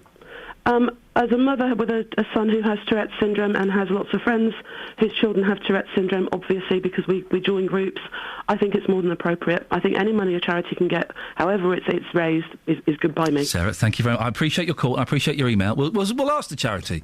And they may say, oh, no, thank you. You've been very flippant. No, we're not having that. But hopefully, who knows? We'll speak to them. Diane's in Hemel. Morning, Diane. Hello. You've got a similar experience with the parcel, have you? Yes. What happened? We ordered something online, a tablet, and it said it was going to take a few weeks to arrive, but in the meantime we had to go away on holiday. Oh, yeah. So we thought, well, if the parcel comes, I'll take it back to the depot anyway. We get back off holiday, and then on our doorstep was a card to say, parcel's been left in the green bin, which is our deep green recycling bin. Oh, no. And while we were away, what happened? The bin was emptied. So, along with our parcel. And this was in November, and we're still having trouble trying to get... Did you? Have you been on with JVS? No, that's what I thought maybe is the best thing to do. Because I'm sure I've heard a similar story like this on his consumer. Give him a call. I'll tell you what we'll do, Diane, if you don't mind. We'll pass your details on to the JVS team, because this... what have the company said when you've spoken to them? Well, to get back to the seller, and the seller was in Hong Kong, so we're still sending emails. They're trying their best over there, but this has gone on for 2 months now. And, Oh, dear. Diane, listen, what we're going to do is we're going to give your details to Tim on the JVS team. Yeah. And who knows, hopefully they'll give you a call. May not be today, but I suspect this is... today, but yeah, I suspect this is the kind of story they'd love to get their teeth into. Yeah, that would be lovely. Fingers crossed, and let us know how you get on with them. All right. Cheers, Diane. There we go. If you've got a problem like that, it is my favourite hour of radio anywhere. I'm not just saying that. I am contractually obliged to say it, but also I genuinely mean it. The Consumer Hour, JVS, 11 o'clock... and that is exactly the kind of thing he likes to sort out. If you want to get in touch now, JVS show at bbc.co.uk. Now, heavy metal, rock and roll, baby. It's all that stuff, isn't it? One of the biggest events in the heavy metal music calendar takes place in Hertfordshire later this year. Sonisphere at Nebworth has already announced the likes of, some real legends. The Prodigy, Metallica, Iron Maiden... Chaz and Dave? Well, Chaz joins me on the line now. Chaz? Good morning, dear. Morning, boss. How you doing? You all right? I'm all right, mate, yeah. What on earth is going on? Well, we played the first one in 1979 when we supported Led Zeppelin. What a gig. That must have been awesome. And we went down well, so a return booking was expected. 40 years later, they finally made that return booking. Yeah, I knew we'd get one. You keep holding out. The thing about your music is that it kind of, because it's so hard to classify, it crosses every kind of musical spectrum, doesn't it? Well, that's right. I remember somebody saying a few years ago, he said you could come on in the middle of a Pavarotti gig and go down a storm. Yeah. So I thought, yeah, it's just about right. What was it like supporting Led Zeppelin, 79? They were huge. Well, I just remember loads and loads of people. I can't remember seeing Led Zeppelin. I think we had to rush off and do a TV or something like that. But there was certainly a lot of people there. Now, listen, we've been getting our political reporter, Paul Scoynes, Chaz, to reinterpret some of your classic songs. Have a little listen to this and just give us your feedback afterwards. Rabbit. Rabbit, rabbit. Rabbit. Rabbit. Rabbit. You've got a beautiful chin. You've got beautiful skin. You've got a beautiful face. You've got taste. You've got beautiful eyes. You've got beautiful thighs. You've got a lot, without a doubt. But I'm thinking about blowing you out, because you won't stop talking. Why don't you give it a rest? You've got more rabbit than Sainsbury's. It's time you got it off your chest. What do you reckon, Chaz? Well, actually, sounds like a bloke that's very much in love. Listen, when you hear it like that, yeah, that is poetry. Yeah, it certainly is, yeah. I mean, it is Shakespeare. Let's not get carried away. The man is very much in love. He doesn't really like to give all his heart away, but that's it. He is very much in love, and he's not going to blow the girl out at all. How does it work? How does it work when you're writing songs? We know you just had a new album out, and we were playing That's What Happens When Two Worlds Collide. We've been playing that a lot on this show. Yeah, I know. Yeah, thanks a lot. Oh, it's a pleasure. We it's a cracking song, cracking record. How does it work with the songwriting? Who does what? Well, it varies. Sometimes we collaborate. Say with London Girls, that was a pure collaboration. With Ain't No Pleasing You, I wrote that one with Dave's approval. There's no rules, really. Are you still enjoying it all this time later? Is it still fun? Oh, most definitely. More fun. Keeps you fit, keeps your brain working. It gives you back what you put in it all those years. And am I right? Have I got this right? That you were sampled by Eminem? That's right. Yeah. Did you get a few quid for that? No, we didn't get a penny for it. Really? No. Oh, I thought you'd have been quids in for something like that. Well, we should have done. I would have thought, but we haven't received anything yet. I'll let you know if we do. Chaz, you got any other gigs coming up? We're talking about Sonosphere. You always seem to be on tour, you two. Well, our big one this year is we're topping the bill at the Albert Hall on the 25th of April. Oh, that's going to be fantastic. Yeah, it's going to be a good one, yeah. Do you know what? I might speak to Garner and see if I can come down for that. Yeah, definitely come down, mate. Yeah, probably. He'll stick you on the guest list. Lovely. I'm going to have a little chat with Paul because it's been too long. Paul's Chaz's son-in-law, by the way. He's also a very good friend of mine. Chaz, finally, I'm surprised because last time we tried to get hold of you, you weren't awake at this time in the morning. And if I'm honest, we were kind of hoping that you'd sleep in and we get to speak to your missus again. Because she's brilliant, isn't she? I know, yeah. I could have easily fixed that up. She's downstairs making a cup of tea. How is she? Is she all right? Yeah, she's great. Yeah. Excellent stuff. We'll send her our love, Chaz. It's really nice to talk to you. We'll do it. And best luck with everything. Cheers, mate. Cheers, my dears. There we go. Look at that. Isn't he? If you missed that, that's going to be in the podcast later. That's going to be in. He's my favourite one. Out of what? Chaz and Dave? You Yeah. can't. We've never spoken to Dave. You can't say that. That's mostly why he's my favourite, and his wife's lovely. His wife is my favourite one out of Chaz and Dave. I think I just blagged myself on the guest list to Royal Albert Hall. You just took yourself out of it. And you're excited, Kelly, because he called you darling. Yeah, and he said, "Watcha." Fantastic. Well, there we go. That's it. That's your lot. That bit will be in the podcast this week, I think, because what a lovely gentleman. Absolutely fantastic. I'll give you details on how you can get the podcast in a bit, but before that, let's get the travel. Here's Alice. Travel news for beds, cards and bugs. BBC Three Counties Radio.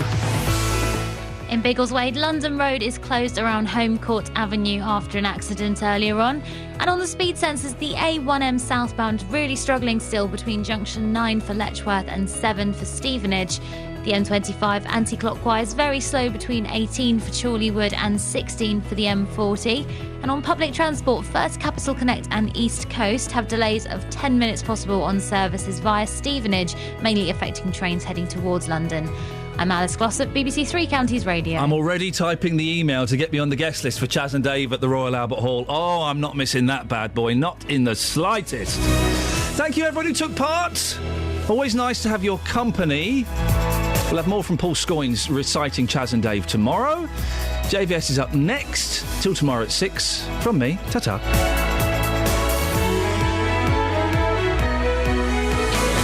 Local and vocal across beds, hearts and bucks. This is BBC Three Counties Radio. Thank you, Iain. Good morning. Welcome to the JVS show. I'm Jonathan Vernon-Smith. It's Wednesday. It's 9 o'clock. And on today's Big Phone-In, have you been burgled? Police in Hertfordshire and Milton Keynes, they're sending officers to offer security tips to residents who live in areas being targeted by